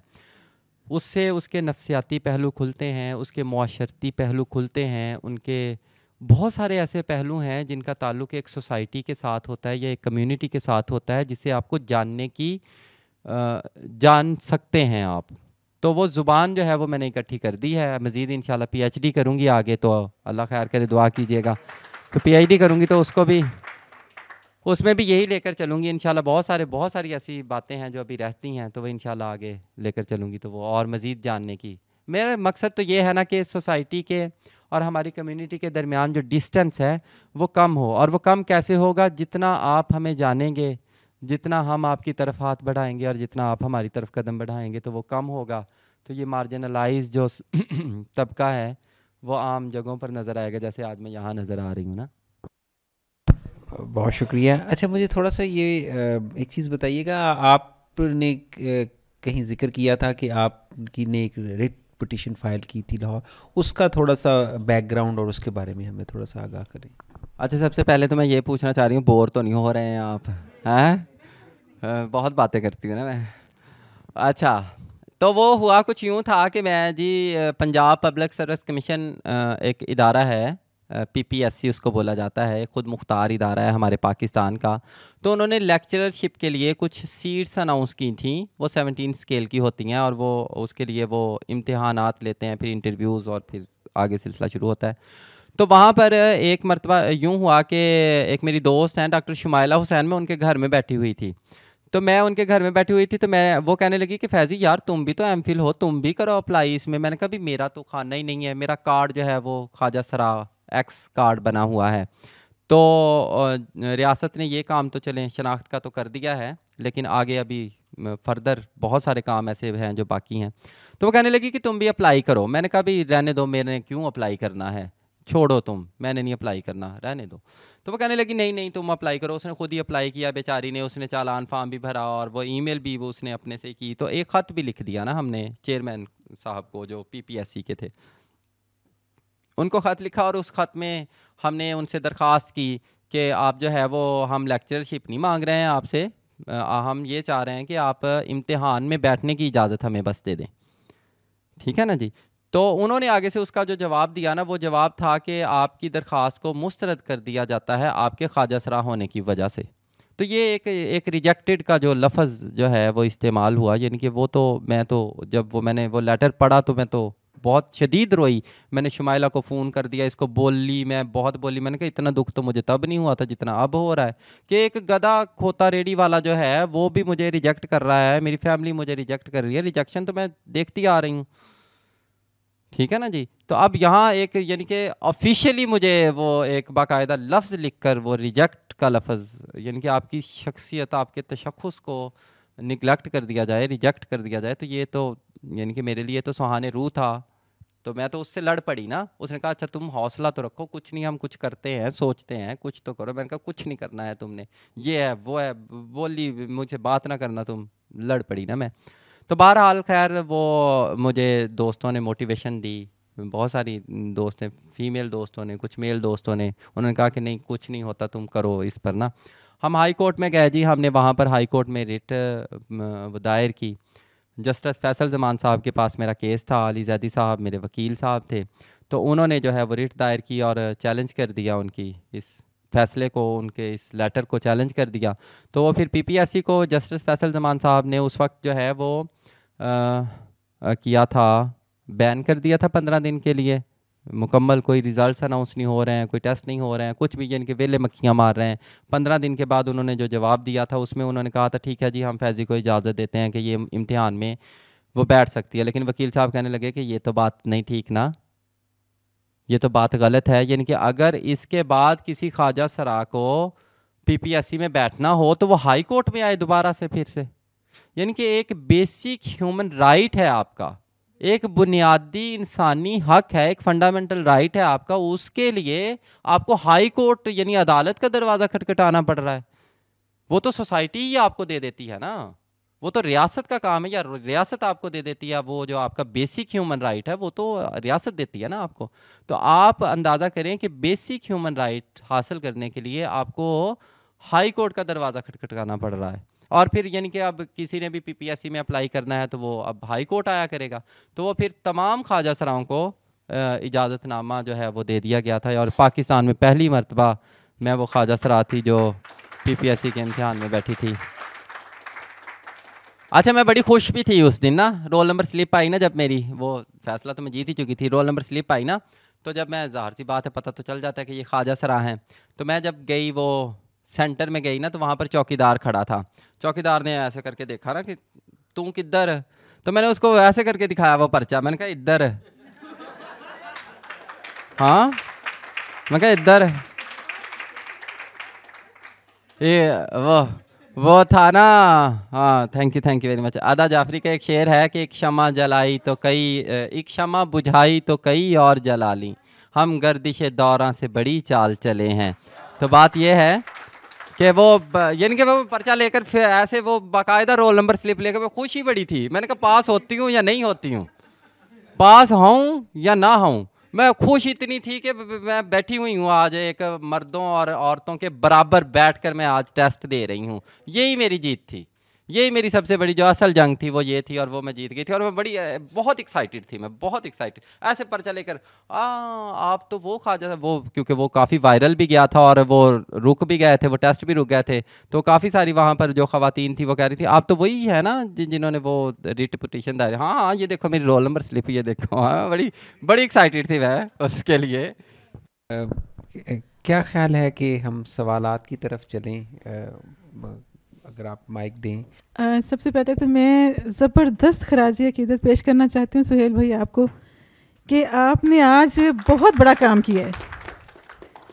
आपने एक ऐसा काम किया जो मेरे ख्याल में आज तक किसी ने नहीं किया, कि फैज़ी की कहानी, फैज़ी की ज़ुबानी। और इस कम्युनिटी के लिए मेरे दिल में इतनी तड़प थी कि मैं जब सोचती थी तो मेरी रूह चिटकती थी। लिटरली मैं सही कह रही हूँ कि मैं आज दिन तक ये सोचती हूँ कि मैं बचपन से अब तक मेरी इस कम्युनिटी में किसी से दोस्ती क्यों नहीं हुई, मैं क्यों नहीं चल के इन लोगों के पास गई, या मेरे लोग क्यों नहीं जाते इनके पास, क्यों? इंसान हैं ये। और अगर हम आपको नज़रअंदाज करते हैं, हम तो इंसानियत को नज़रअंदाज करते हैं। इंसानियत आपके बगैर अधूरी है, आप इंसानियत की तकमील करते हैं। आपको अलहदा करें, ना औरत मुकम्मल है ना मर्द मुकम्मल है, आपके बगैर हम अधूरे हैं। और आपने इतनी खूबसूरती के साथ ये जो अपनी एक फ़रहंग के बारे में आगाही दी है, मैं कहती हूँ कि और कशिश बढ़ी है कि हम मज़ीद, पंजाबी के अंदर खिंच पैदा हो रही है कि असी तुहाडे विच जाइए, उतों कुछ महक लैके आइए, कोई खुशबू ले आइए, कोई अपनी है जी साडे सोसाइटी कुछ नहीं है, मर्दा औरतों की सोसाइटी कुछ नहीं, बदबू है, घिन आंदी है, कराहत आंदी है। अल्लाह दी कसम कई दफ़ा दिल करदा है मैं छड़ के ना तो कोई ऐसे कपड़े पावां ना मर्द हो ना औरत हो, तुहाडे कोल जाके बह जा कि मैं इन्हां नहीं मैं अपनांदी, मैं तुहानूं अपनानी हाँ, तुहाडे च इन्नी खूबसूरती है। तो अच्छा, ये गुरु जिहड़े हुंदे ने इन्हां नूं सिलैक्ट किस तरह करदे, मैं ये पूछना चाहनी हाँ। ये कितनी देर वास्ते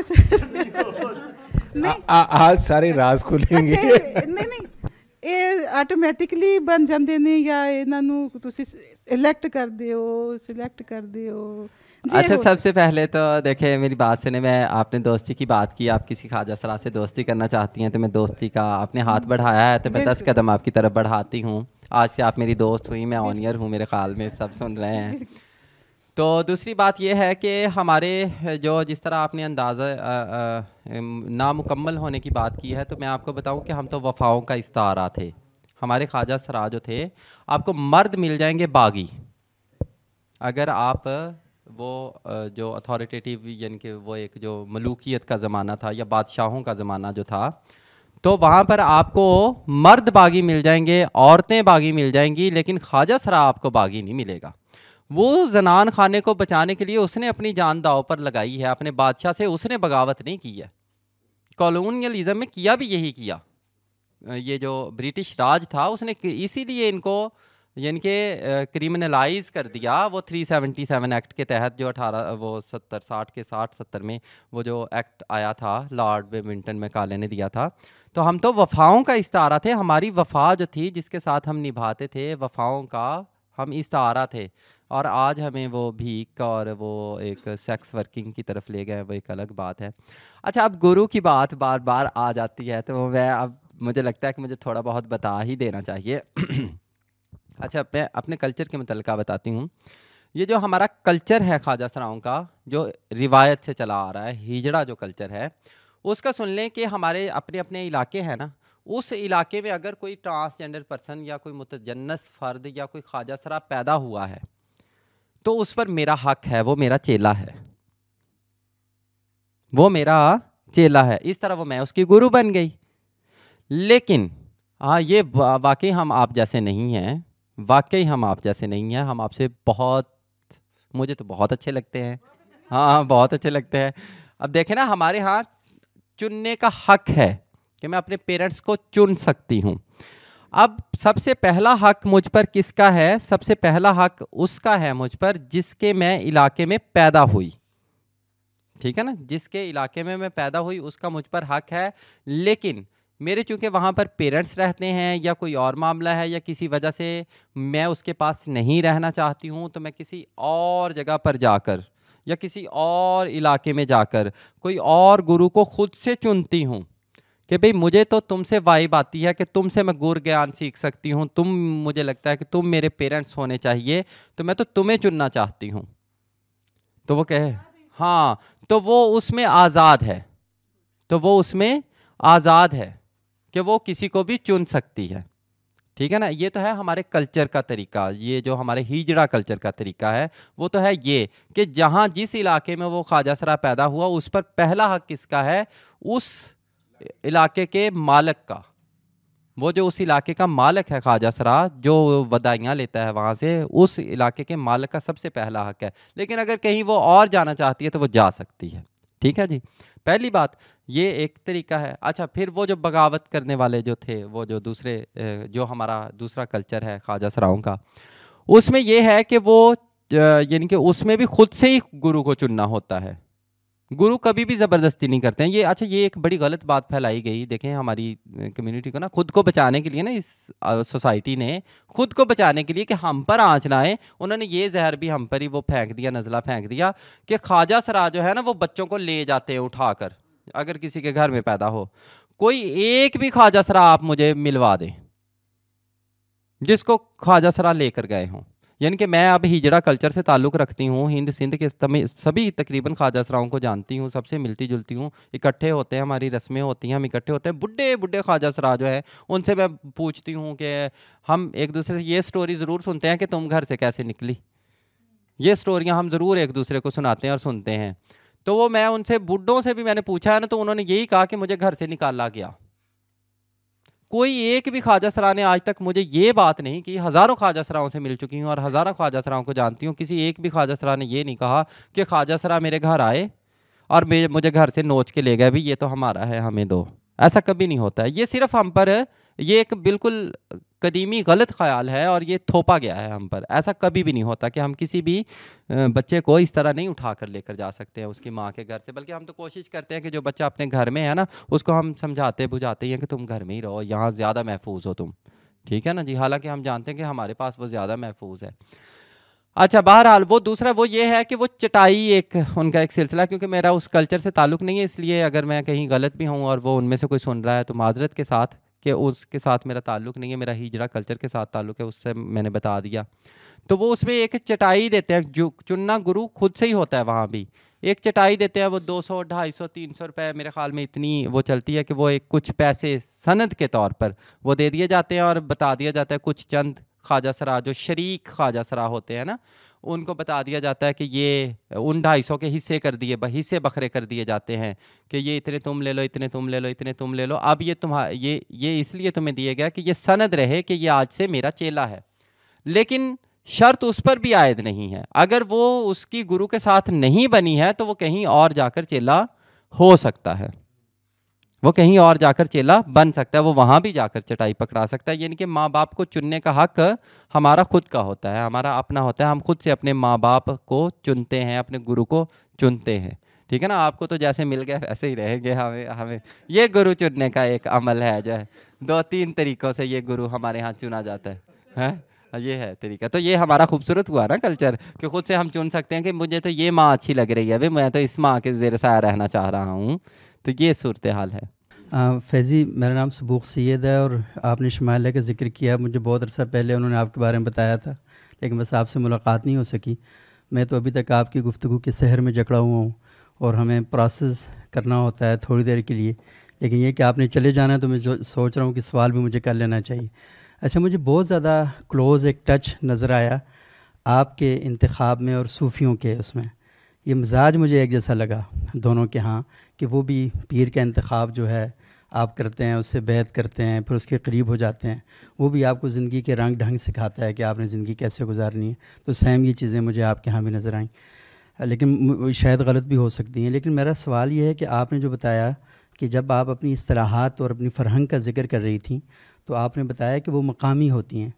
तो मैं थोड़ा सा ये जानना चाहता हूँ कि आपने हिंद सिंध का ज़िक्र भी किया, तो अगर मकामी है, मिसाल के तौर पर मुल्तान या इस्लामाबाद के कोई ख्वाजा सरा हैं तो वो तो मकामी वहाँ से कशीद करेंगे, तो क्या जो बाकी जगहों के लोग हैं वो अपने यहाँ से कशीद करते हैं, अपनी जो फ़रहंग है सारी वो बनाते हैं? अच्छा, आपने 2 बातें की हैं, मैं दोनों बातों का जवाब देती हूँ। एक तो आपने सूफ़ियत की बात की है, सूफिया की बात की है। तो मैं आपको बताऊँ कि जब हमारे बड़े बुज़ुर्गों ने दुनिया को त्यागा था, दुनिया को त्यागने का मतलब ही ये है कि आप सूफ़ी, संत, साधु, सालक बनते हैं।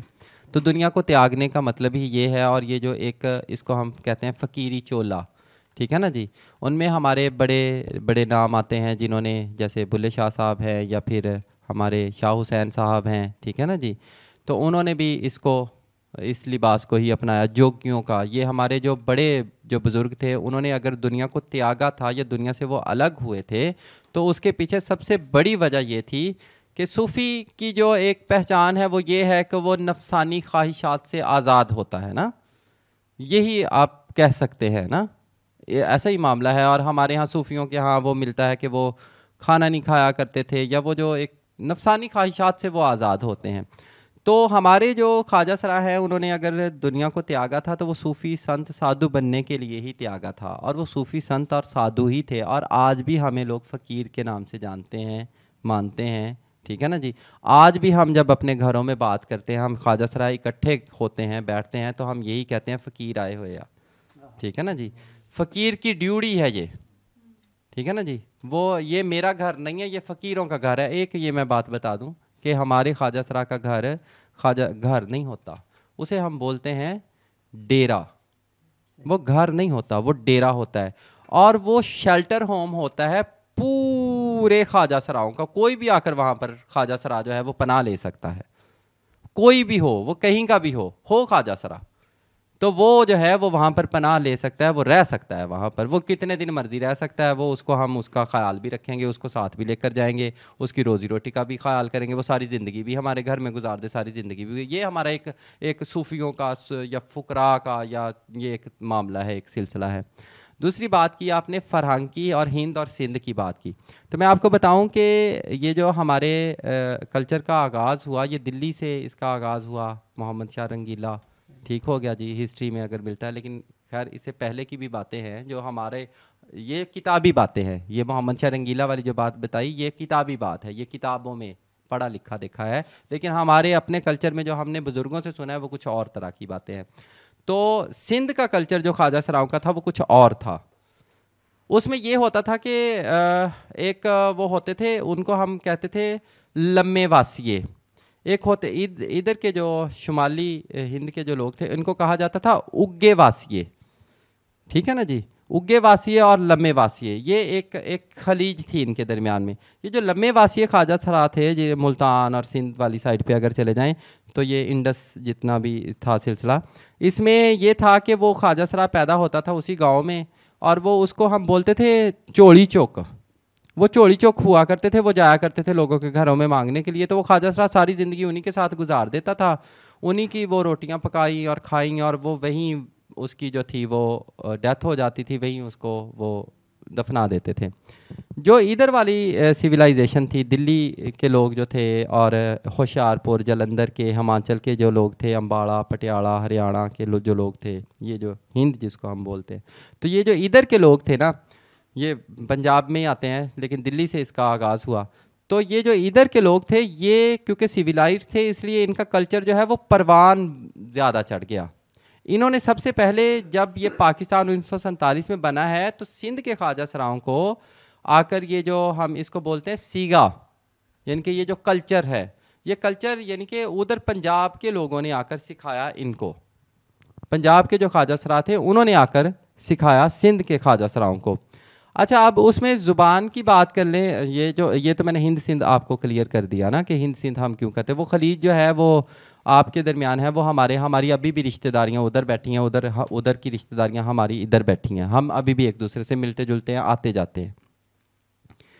अब ये जो ज़ुबान की बात की, वो मैंने बात की थी अज़ाफ़तों की, यानी का, के, की, को। तो वो जहाँ की ज़ुबान होगी ना, जैसे सिंधी ज़ुबान है, ठीक है ना जी, ज़ुबान वो हमारी वो लुडनी ही बोलेंगे सुर्खी को, लेकिन यहाँ का, के, की हम पंजाबी के या उर्दू के लगा देते हैं, वहाँ पर अज़ाफ़त जो है वो सिंधी की लगा देंगे। और ये ज़ुबान जो है ये सिर्फ़ बरे सगीर की ज़ुबान है, ये भी मैं बता दूँ, ये सिर्फ बरे सगीर में बोली जाती है। ये कोई इंटरनेशनल लैंग्वेज नहीं है कि अमेरिका के ख्वाजा सरा भी ये ज़ुबान बोलते हैं, ऐसा कुछ नहीं है। ये ज़ुबान जो है ये कल्चर डिवेल्प ही हमारे बरे सगीर में हुआ, और ये बरे सगीर का ही कल्चर है, और दुनिया में कहीं कोई ऐसा कल्चर नहीं है। ये वैसे एक खूबसूरत बात है। और अक्सर जब हम यानी कि दूसरे ममालिक की जो हमारी ट्रांस सहेलियाँ हैं, जब कभी उन ख्वाजा सराओं से मिलें तो वो हमारे कल्चर को बड़ा प्यारा समझती हैं कि ये आपने एक मैकेनिज़्म बनाया हुआ है, और हाँ, ये हमारे बुज़ुर्गों ने बनाया ना। तो ये जो कल्चर है ये सिर्फ बरे सगीर में, यानी बांग्लादेश में, पाकिस्तान में और ये हमारे हिंदुस्तान में जो है ये कल्चर सिर्फ यही है, और बाकी दुनिया में ये कल्चर जो है, हिजड़ा कल्चर जो है वो नहीं है। इसका मतलब ये नहीं है कि बाकी दुनिया में ट्रांसजेंडर्स जो हैं या ख्वाजा सरा जो है वो एग्जिस्ट नहीं करते हैं, एग्जिस्ट तो वहाँ पर भी करते हैं, और वहाँ पर ज़ुबान भी ख्वाजा सराओं की कोई अलग से नहीं है। ये सिर्फ जो है वो हमें ही इसका वो जाता है क्रेडिट हमारे बुज़ुर्गों को कि यहाँ पर एक बाकायदा कल्चर बनाया, एक बाकायदा सोशल सर्कल सोसाइटी के लिए, कम्युनिटी के लिए बनाया। ये बड़ा खूबसूरत था। वो कितने ज़हीन होंगे, मैं तो सोचती होती हूँ कि वो कितने ज़हीन होंगे जिन्होंने इतना ज़बरदस्त मैकेनिज़्म बनाया। जी सर। अच्छा, बहुत शुक्रिया। और मैं सबसे माज़रत के साथ एक सवाल और करना चाहूँगा।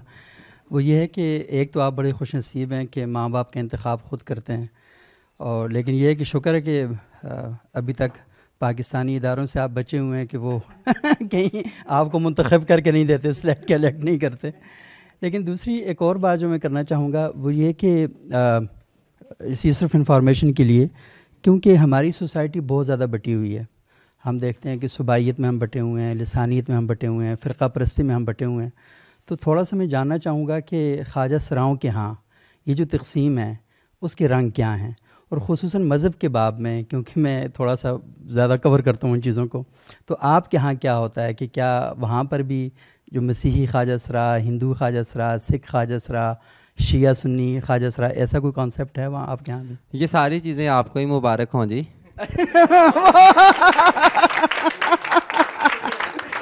मैं ये सुनना चाह रहा था। हमारे यहाँ मैं बिल्कुल बोल्डली ये बात कहती हूँ, हमारे यहाँ कोई मसीही, कोई मुसलमान, कोई ईसाई, कोई सिख, कोई हिंदू, कोई सुबाइयत, कोई इस तरह की कोई भी तकसीम जो है वो, मैंने कहा ना, ये जितनी तकसीमें हैं ये आपके लिए हैं, और शुक्र है कि हम आपसे बचे हुए हैं। तो आपने तो हमसे क्या बचना है। हमारे यहाँ जो है ऐसा कोई भी मामला नहीं है। एक इतना सा बच्चा है ना, उसके हाव भाव से पता चल जाता है ना कि ये ख्वाजा सरा है, कि इतना सा बच्चा है, तो वो कहीं का भी है, कहीं की ईंट कहीं का रोड़ा, भानुमती ने कुनबा जोड़ा। हमारा तो हिसाब है ये, हम तो उसको गले लगाते हैं, आ भाई रूहें। हमारी ना एक कहावत है, बल्कि हमारी एक कहावत है ख्वाजा सराओं की पंजाबी में, खुसरा मिलिया माँ का पेट मिलिया। हम ये आपस में बात करते हैं कि मैं अब गई हूँ, लिया गई हूँ, या मैं किसी डेरा गाजी खां गई हूँ, या बहुत दूर कहीं गई हूँ, तो वहाँ पर एक ख्वाजा सरा से मेरी मुलाकात हो गई ना, तो हम दूर से हमने पहचान लिया कि ये भी ख्वाजा सरा साहब ने। अभी आप मेरे साथ चले जाएं यहाँ रोड पे, यहाँ पर जहाँ भी इशारों पर ख्वाजा सरा मांग रहे हैं, तो आप उनका रवैया मेरे साथ देख लीजिएगा। वो मुझे जानते तो नहीं है, मैं उनको जानती तो नहीं हूँ, वो कैपिटल सिटी से हैं, मैं पंजाब से, और वो भी रूरल एरिया से, वो जनूबी पंजाब से आई हूँ। तो वो मैं ए हेलो की हाल है, ए सनानी की हाल चाल है, तो कित्थों आई हैं, वो इतनी बातें हम कर लेंगी। ये इंग्लिश सिंगड़ी तुम कहाँ से हो, कहाँ से आई हो, आ तीन चाह पढ़ावा, तू 2 दिन मेरे हाल रह के जा, तू क्यों चलनी है कर दूँ, ठीक है ना जी। तो ये सारी चीज़ें आपको मुबारक हैं, चोर भी आपके हैं, डाकू भी आपके हैं, और ये शिया भी आपके, सुन्नी भी आपके, और ये बलोची भी आपके, सिंधी भी आपके, ये सारी चीज़ें आपको मुबारक हों। हम इनसे बरी हैं जी, हम तो ये देखें जी, हम तो ये ऐसे हाँ हाँ जी हम तो बस ख्वाजा सरा है। अच्छा जी, मेरा एक सवाल है आपसे कि आपने जिस तरह अपने गुरुओं की बात की, तो ये पिछले कोई 30-40 साल से दुनिया में LGBTI, और फिर पाकिस्तान में कोई मेरे ख्याल 10-15 साल से ये NGOs ने बहुत सर उठाना शुरू किए, जो आपके बिहाफ पे मतलब काफ़ी कारोबार करते हैं। उनमें ज़्यादातर वो जो करता धरता है या मेल्स हैं या फीमेल्स हैं। तो अगर आप इस पे रोशनी डालें और आपका इनके साथ कोई इंटरेक्शन हुआ हो और कोई एक्सपीरियंस हो, तो वो बताइए कि ये कितने हद तक आपके लिए हेल्पफुल हैं या ये नुकसान थे। अच्छा, ये ना मैं आपको बताऊं, मैं जब कल्चर को डिस्कस कर रही थी और बता रही थी कि कैसे हमारा कल्चर डेवलप हुआ और फिर कैसे बगावत हुई और फिर कैसे ये वाले उसमें से निकले। अब ये कुछ अरसे से एक क्रीम निकली है हमारी ख्वाजा सराओं की, जो एक NGO सेक्टर की जो है क्रीम, एक्टिविज़म की जो एक क्रीम है ना, वो भी एक लोग निकले हैं। तो उसमें जो हमारे जो ख्वाजा सरा है वो बड़ा काम कर रहे हैं हमारे ख्वाजा सराओं के हकूक़ के तहफ़्फ़ुज़ के लिए। और ये जो LGBTQIR और प्लस देखें, इंटरनेशनल लेवल पर पता नहीं कितने जेंडर रिकग्नाइज हो चुके हैं, बहुत सारे जेंडर रिकग्नाइज हो चुके हैं। तो अगर ऐसा कुछ इंटरनेशनल लेवल पे हो रहा है और अगर हमारी रियासत जो है उसको देख रही है, कोई अच्छे तरीके से देख रही है या अच्छे तरिके से नहीं देख रही है, तो वो रियासत उसके लिए कानून साजी करना चाहती है या नहीं चाहती है, तो वो मेरे ख्याल में अगर हमारे यहाँ वो ज़ाहिर सी बात है कम्युनिटी अगर एग्जिस्ट करती है तो वो अपने हक़ के लिए बोल लेंगे, बात कर लेंगे वो भी। तो हमें मेरे ख्याल में जो है ट्रांसजेंडर्स को कुछ NGO सेक्टर से फ़वाइद तो हुए हैं, इसमें तो कोई शक नहीं। फ़ायदा तो हुआ है कि एक डिस्टेंस जो है वो कम हुआ है, एक सोशल डिस्टेंस जो था एक सोसाइटी के और कम्युनिटी के दरमियान में, अब हम यानी कि मुख्तलिफ़ जगहों पर नज़र आने लगे हैं हमारे ख्वाजा सरा, मुख्तलिफ़ प्लेटफॉर्म्स पर, ठीक है ना जी। और ख्वाजा सराओं का रवैया, ख्वाजा सराओं के साथ रवैया जो है वो कुछ बेहतर हुआ है आम सोसाइटी का, कि उन्हें पता है, और कुछ उससे ख्वाजा सरा भी अवेयर्ड हुए हैं कि हमारे भी कुछ हकूक़ हैं, हमारे भी कुछ हकूक़ का तहफ़्फ़ुज़ हमारा भी होना चाहिए। अब वो भी उतना डरते नहीं हैं आम सोसाइटी से, आम कम्युनिटी से उतना अब डरते नहीं हैं। मेरे ख़्याल में उसका फ़ायदा तो हुआ ही है, लेकिन बीच बीच में से कह लें कि थोड़ा सा नुकसान हुआ है, तो वो मैं पॉइंट आउट नहीं करना चाहती हूँ। वो कुछ होते हैं ऐसे मामलात, ऐसे लोग होते हैं जो कुछ सेल्फिश से होते हैं, तो भी वो भी होते ही हैं। फिर वो भी वो मौलवी अब्दुल हक ने बड़ी खूबसूरत बात कही थी कि दुनिया में नेक और बद दोनों किस्म के लोग होते हैं, और ये जो बुरे लोग होते हैं ना, उनसे ज़्यादा रौनक लगी रहती है दुनिया में। तो वो बात ये है कि वो देखें ना आप, 14 अगस्त को हम तो घरों में बैठे रहेंगे, लेकिन वो जो साइलेंसर निकाल कर पूं पूं पूं वाले वो रौनक लगा देते हैं ना, फिर तो हमारी नज़र में तो वो बुरे हैं ना, कि ये क्या इन्होंने पूं पूं लगाई हुई है, वो एक नॉइज़ पोल्यूशन वो है जो क्रिएट कर रहे हैं, लेकिन रौनक तो लगाते हैं ना भाई। तो वो सारे होते हैं जी ये मामला। मेरा ये क्वेश्चन है कि इस्लामाबाद में अगर हम देखते हैं कि जो सिग्नल्स पे अमूमन जो ख्वाजा सरा होते हैं वो फेक होते हैं, एक्चुअली में वो मर्द होते हैं, से वो इजी मनी के लिए या बैगिंग के लिए वो इस प्रोफेशन में आते हैं। तो उनकी वजह से आपकी कम्युनिटी को पे जो एक इमेज है वो उसको क्या नुकसान हुआ है, और आपकी जो कम्युनिटी है वो इनके अगेंस्ट कुछ कोई एक्शन लेती है या नहीं लेती? देखें, एक तो ये बात है कि मैं तो नहीं मान सकती हूँ कि कोई एक मर्द जो है वो ख्वाजा सरा का रूप धार कर जो है वो फिर रहा होगा। हमें एक हमारी रियासत ने एक शनाख्त दी है, यानी हमें एक एक्स कार्ड दिया है। एक्स कार्ड बनाने का मतलब ये है कि हमने आपको हाथ काट कर अपने दे दिए, हमसे राइट ऑफ मैरिज छीन लिया गया।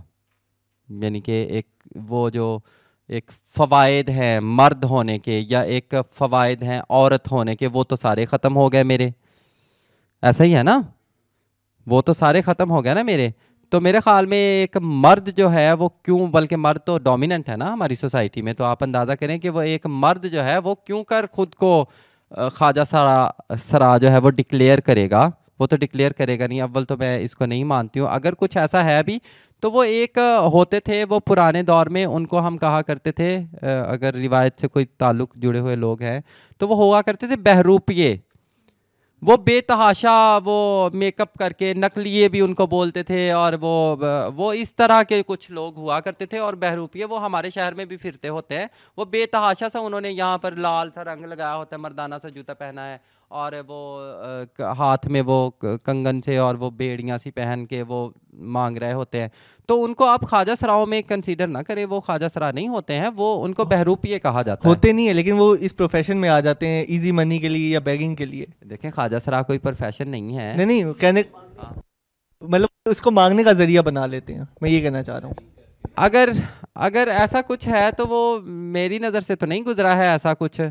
तो हमारे क्योंकि शहर में तो ऐसा नहीं है। नहीं, इस्लामाबाद में है। इस्लामाबाद में अगर कुछ ऐसा है तो हाँ, तो उनको हम बहरूपिया कह सकते हैं, लेकिन वो ख्वाजा सरा नहीं है। मेरे ख्याल में ये जो बिल पास हुआ है, अगर तमाम ख्वाजा सराओं के आईडी कार्ड बन जाते हैं, एक्स कार्ड बन जाते हैं, तो उसका फ़ायदा हो जाएगा। बहरूपिये खुद ही पकड़े जाएंगे, बहरूपिये खुद ही पकड़े जाएंगे अगर एक्स कार्ड सबका बन जाता है तो। ठीक है कि अमूमन लोग ये समझते हैं कि ख्वाजा सरा की बद्दुआ से बचना चाहिए, तो इस वजह से कुछ शायद रूप धार लेते हो ऐसा। लेकिन मैं खुद जब बिल आया था तो मैंने उसके ऊपर अपनी कमेंट्री की थी, उसमें यही बात कही थी कि कोई शायद सोसाइटी में ख्वाजा सराओं की कोई इतनी इज़्ज़त नहीं आप करते कि लोग अब खुद ही ख्वाजा सरा बनना शुरू कर दें, तो ऐसा तो बिल्कुल नहीं है, गलत है। देखें सबूक साहब, मैंने देखे आपका नाम भी याद आ गया मुझे। तो बात यह है कि माशाल्लाह ये जो हमारा बच्चा है, इसके साथ मेरे ऊपर हम बैठे थे, कन्वर्सेशन भी हो रही थी। ये इसने थोड़े बहुत बाल भी हैं इसके। तो बात यह है कि मैं आपको बताती हूँ कि आप एक दिन के लिए ज़रा ख्वाजा सरा बने और आप ज़रा ना इशारे पे मांग के दिखाएं। एक दिन के लिए आप ख्वाजा सरा बने और मार्केट से गुज़र के दिखाएं। हाँ ये तो कोई ज़रूरी नहीं है ना। तो मैंने बताया ना, ये आपको मुबारक चीज़ है। तो बात यह है कि एक मर्द का ख्वाजा सरा बनकर फिरना वो कोई आसान काम नहीं है। वो कोई आसान काम नहीं है, वो बड़ा मुश्किल काम है। यानी कि हरास होना, ठीक है, फिर आवाज़ें कसी जाना, और वो भी बड़ी अजीबो-गरीब सी। हमने लिटरली खुद पत्थर खाए हैं, हमें पत्थर मारे गए हैं, बच्चे पीछे पड़ जाते थे, पत्थर मारते थे, ठीक है ना जी। हमने पता नहीं क्या क्या कुछ बर्दाश्त किया हुआ है, कहाँ कहाँ हम डर के छुप के, हमारी रातें पता नहीं कहाँ कहाँ गुजरी हुई हैं। सही है ना जी। तो ख्वाजा सरा होना जो है ना, ये कोई आसान काम नहीं है कि ये आप ख्वाजा सरा हो गए। ये एक बड़ा बहुत लंबा सफ़र है।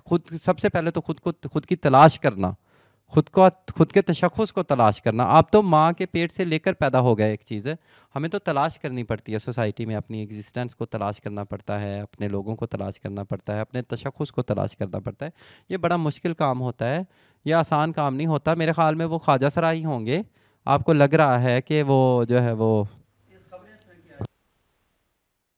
हाँ कुछ लोग ये कुछ हमारे यहाँ वो भी ये प्रोपोगेंडा भी बड़ा किया गया पिछले दिनों में। ये हमारे जमात इस्लामी वाले वो पूरे जो है वो पाकिस्तान में एक ही उनकी सीट है और उस पर सेनेटर है, एक ही सेनेटर है, सेनेटर मुश्ताक, और उनके साथ उनका एक वो स्पून है, उनका क्या नाम है, उरियाँ, नहीं और या, हाँ और या है तो वो है, ठीक है ना जी।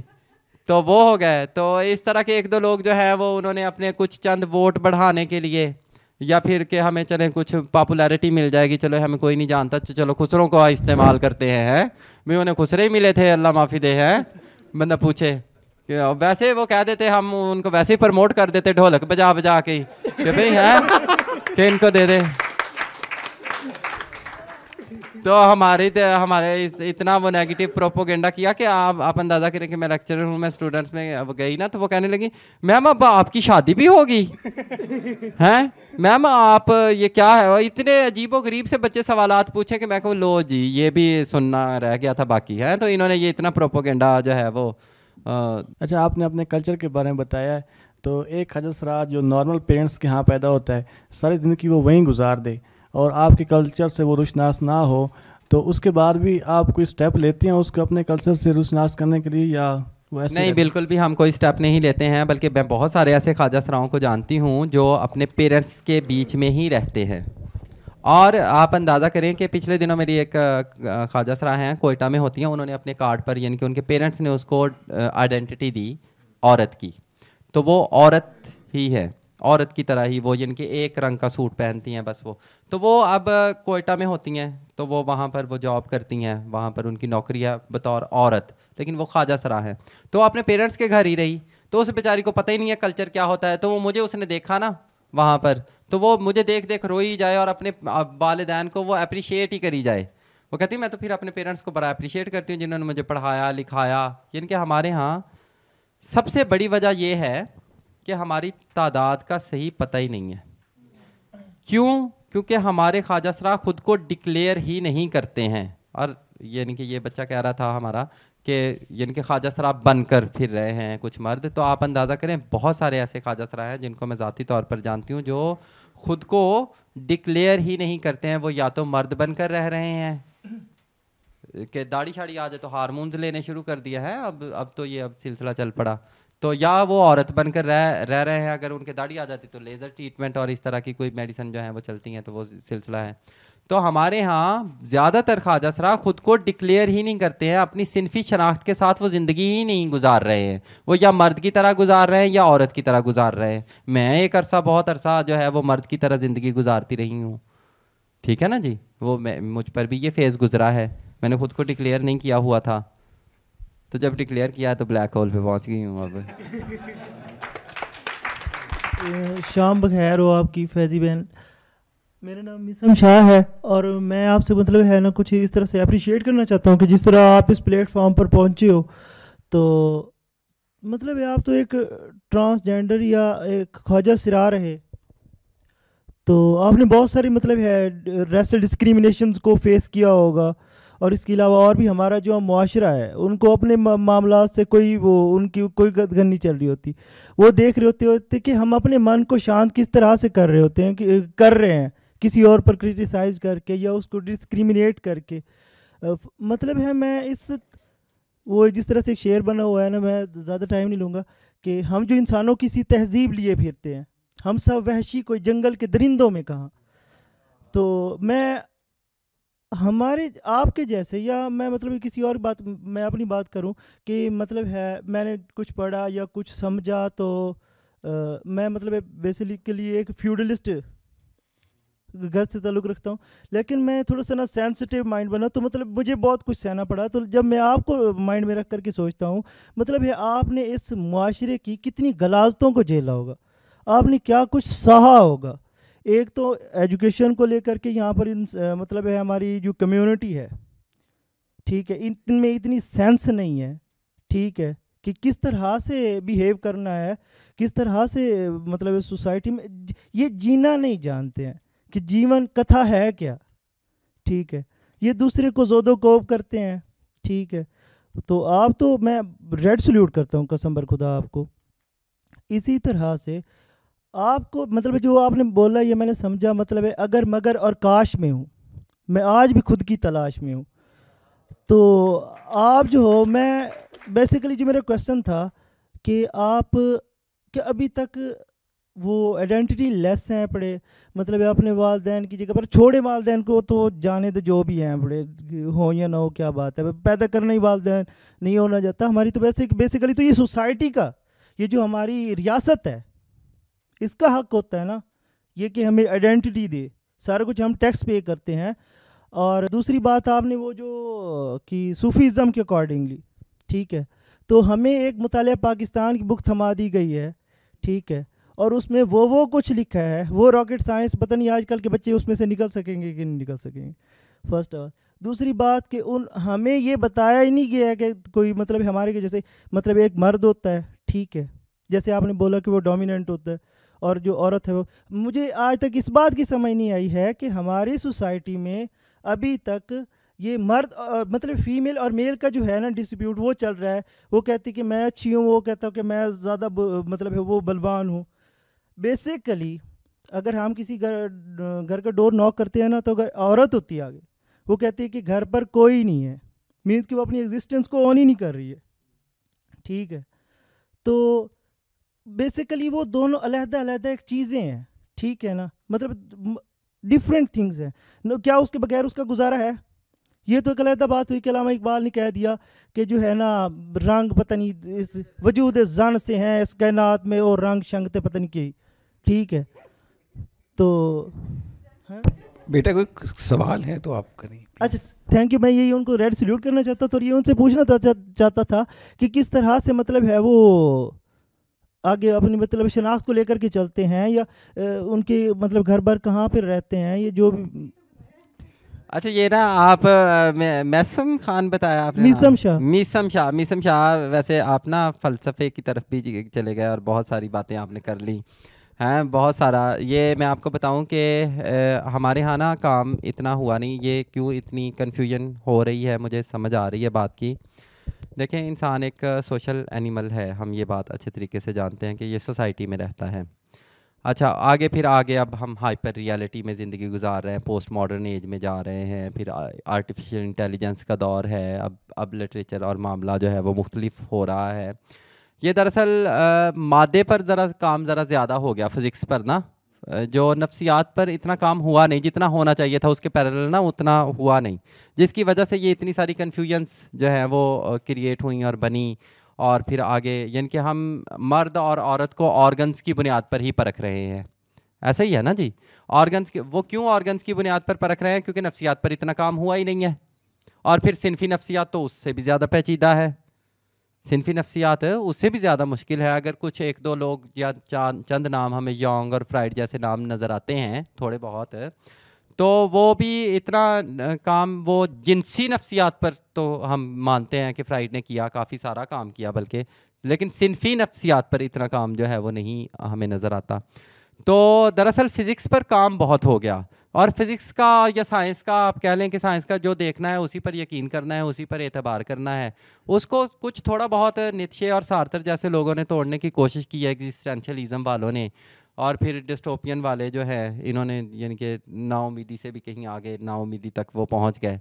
तो बात ये है कि ये बहुत सारी वो इस वजह से कन्फ्यूजन हो गई मेरे ख़्याल में कि 16वीं सदी ईस्वी के बाद से ये जो गैलीलियो ने एक वो नज़रिया दिया था, तो वो क्योंकि ये मेरे टॉपिक है, मुझे फ़लसफ़े का शौक़ तो है, पढ़ती हूँ, इन सारे लोगों को शौक़ रखती हूँ। तो बात ये है कि वो हम जेंडर को मादी चीज़ों की कसौटी बनाते हैं, उस कसौटी पर परख रहे हैं हम जेंडर को।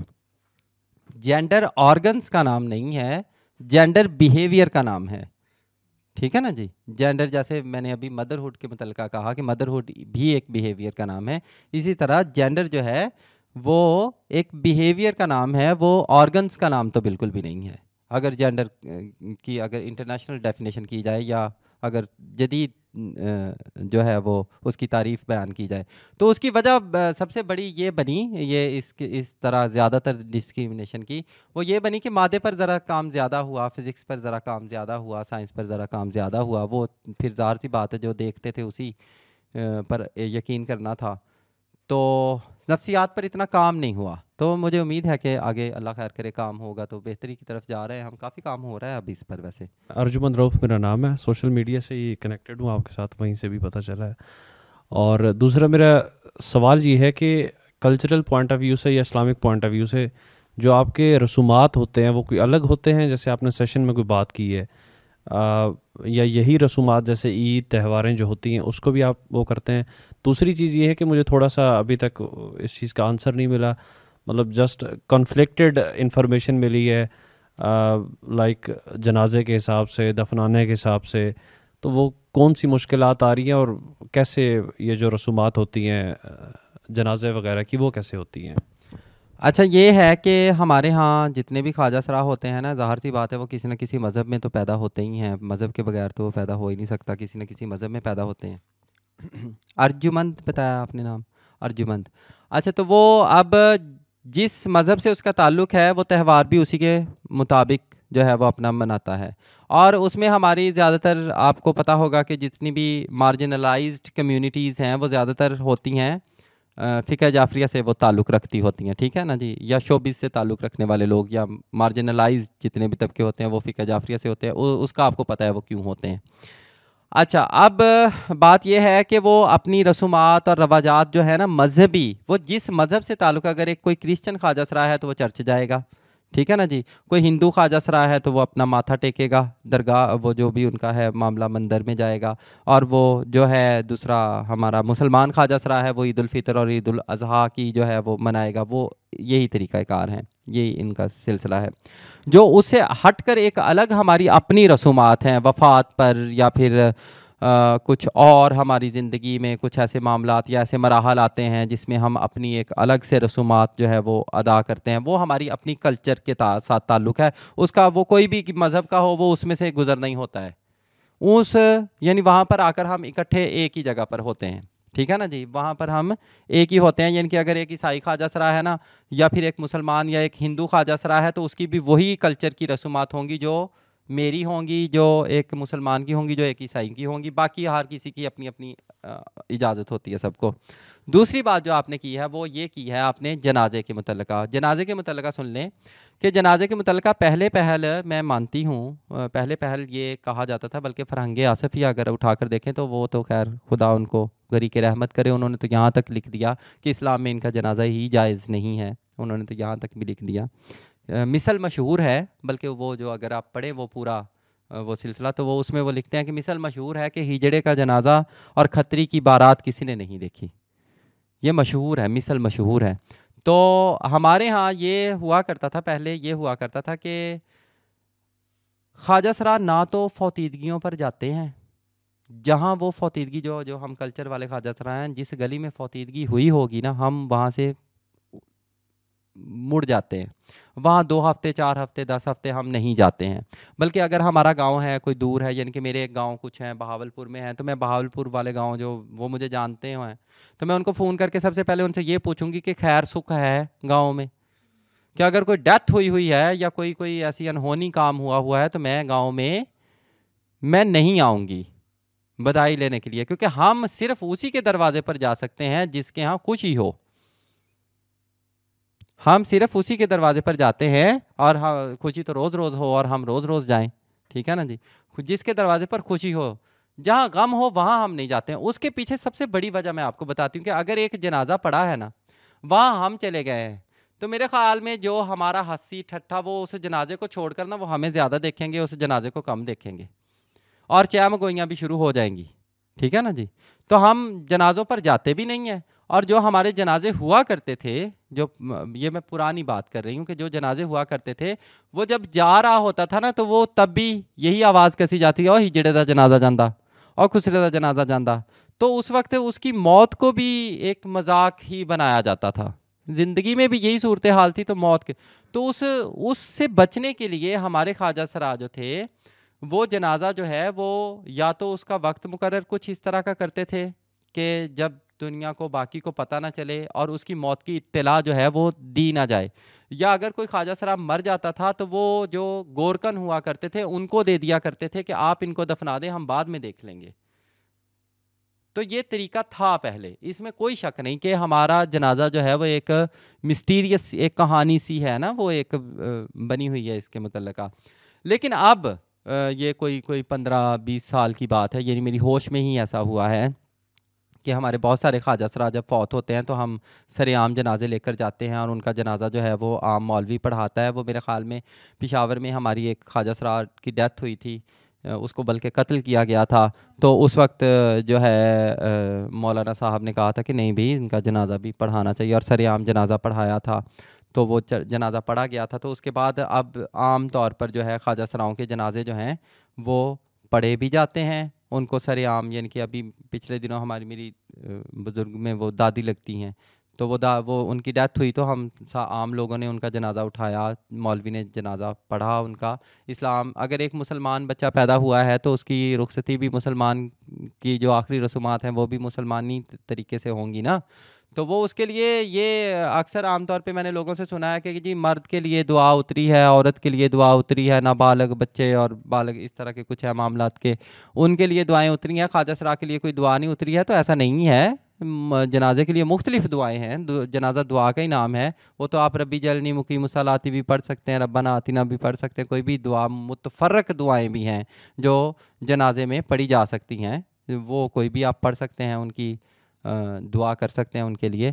तो वो आखिरी रसूमात जो हैं ख्वाजा असरार जो जिस मज़हब में पैदा हुआ है उसकी आखिरी रसूमात भी उसी तरह होती हैं और अब सरेआम ही होती हैं, यानी कि अब उसका वो कोई छुपा हुआ नहीं है। अगर छुपाने की कोई वजह थी तो वो कोई और बात थी, उसके लिए ये नहीं था कि इनका कोई इस्लामी के लिए कोई ऐसा मामला नहीं था कि उनका कोई जनाजा ही नहीं होता या जायज़ नहीं है। जायज़ ना जायज़ वाला कोई मामला नहीं है, जनाजा पहले भी पढ़ाया जाता था, होता था, दफनाया जाता था। बुल्ले शाह साहब को ख्वाजा असरार ने ही दफनाया था, ठीक है ना जी, मेरे ख्याल में पढ़ा होगा आपने, ठीक है ना जी। उनको तो काफर और कुफर ये और वो कह के, तो वो क्योंकि रहते हमारे पास थे, तो हमारे पास ही रहते थे, तो वो हमारे ख़ानदान से थे, तो वो फिर दफनाया भी उनको हमने ही, हमारे लोगों ने ही उनको जनाजा पढ़ाया था।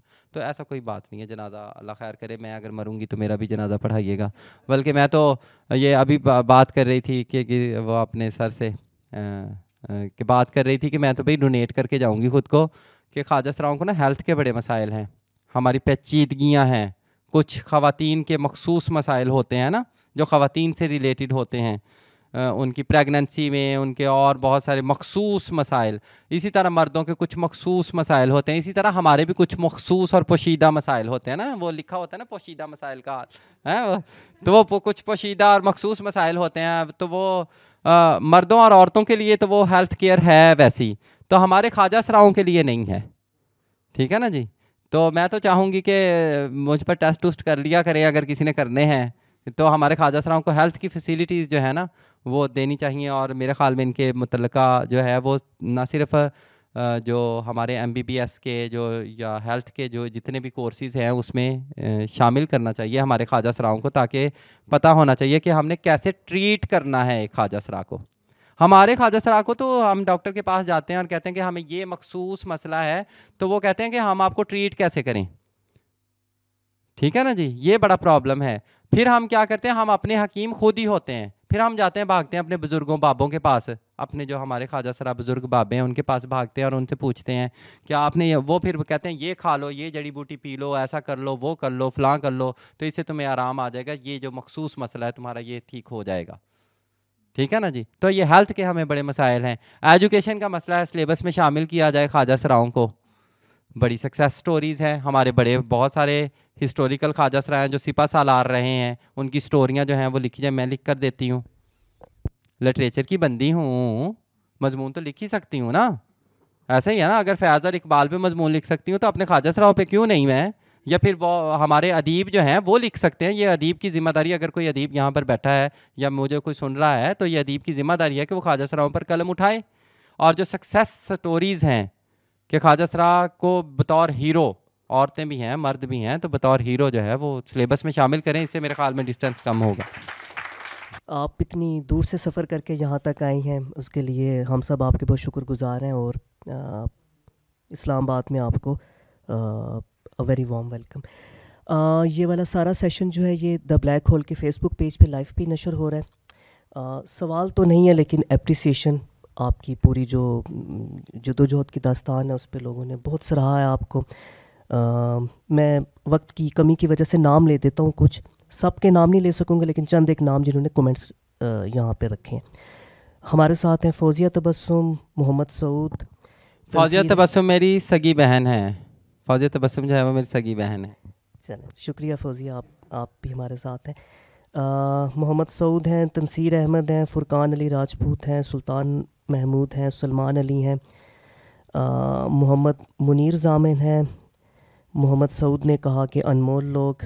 ओके, नीचे चलते हैं तो हमामतुल बुशरा है हमारे साथ, वो कह रही हैं she is so eloquent, lovely to hear and learn so much from her, more power to you.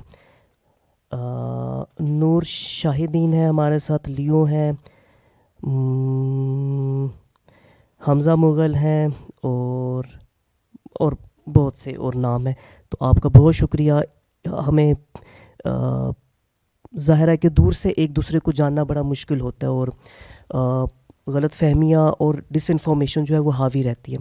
आज आप हमारे सामने मौजूद हैं, आपकी ज़ुबानी हमने आपकी पूरी दास्तान सुनी, तो मेरा ख्याल है कि ये इतना एजुकेटेड लेसन रहा है हम सब के लिए, मेरे लिए भी, मेरी टीम के लिए भी, और आपके हम बहुत शुक्रगुजार हैं, और सुहेल भाई आपके बहुत शुक्रगुजार हैं। बहुत शुक्रिया जी। तो बाकी चलें, हम बहुत शुक्रगुजार हैं ऑनलाइन जो था ये इनकी नुमाइंदगी भी। देखें जी, मैं सबसे ज़्यादा शुक्रगुजार हूँ क्योंकि आपने इस कम्युनिटी के मतलब सोचा, ख़ास तौर पे ब्लैक होल के प्लेटफॉर्म पर एक ख्वाजा सरा का बोलना, बात करना, ये बड़ी बात है मेरे ख़्याल में। और मेरे ख़्याल में इस तरह के सेशन होने चाहिए आम तौर पर, मुख्तलिफ़ मौज़ूआत पर, सिर्फ ख्वाजा सराओं को ख्वाजा सराओं पर ना बात करने के लिए भी बुलाया जाए। और भी जैसे आप यहाँ पर, मैं अक्सर ब्लैक होल को देखती रहती हूँ, जिसकी कोई स्पेशलाइजेशन है जिस ख्वाजा सरा की, जिसके साथ उसके मुतल्लिका भी बात करने के लिए बुलाया जाए।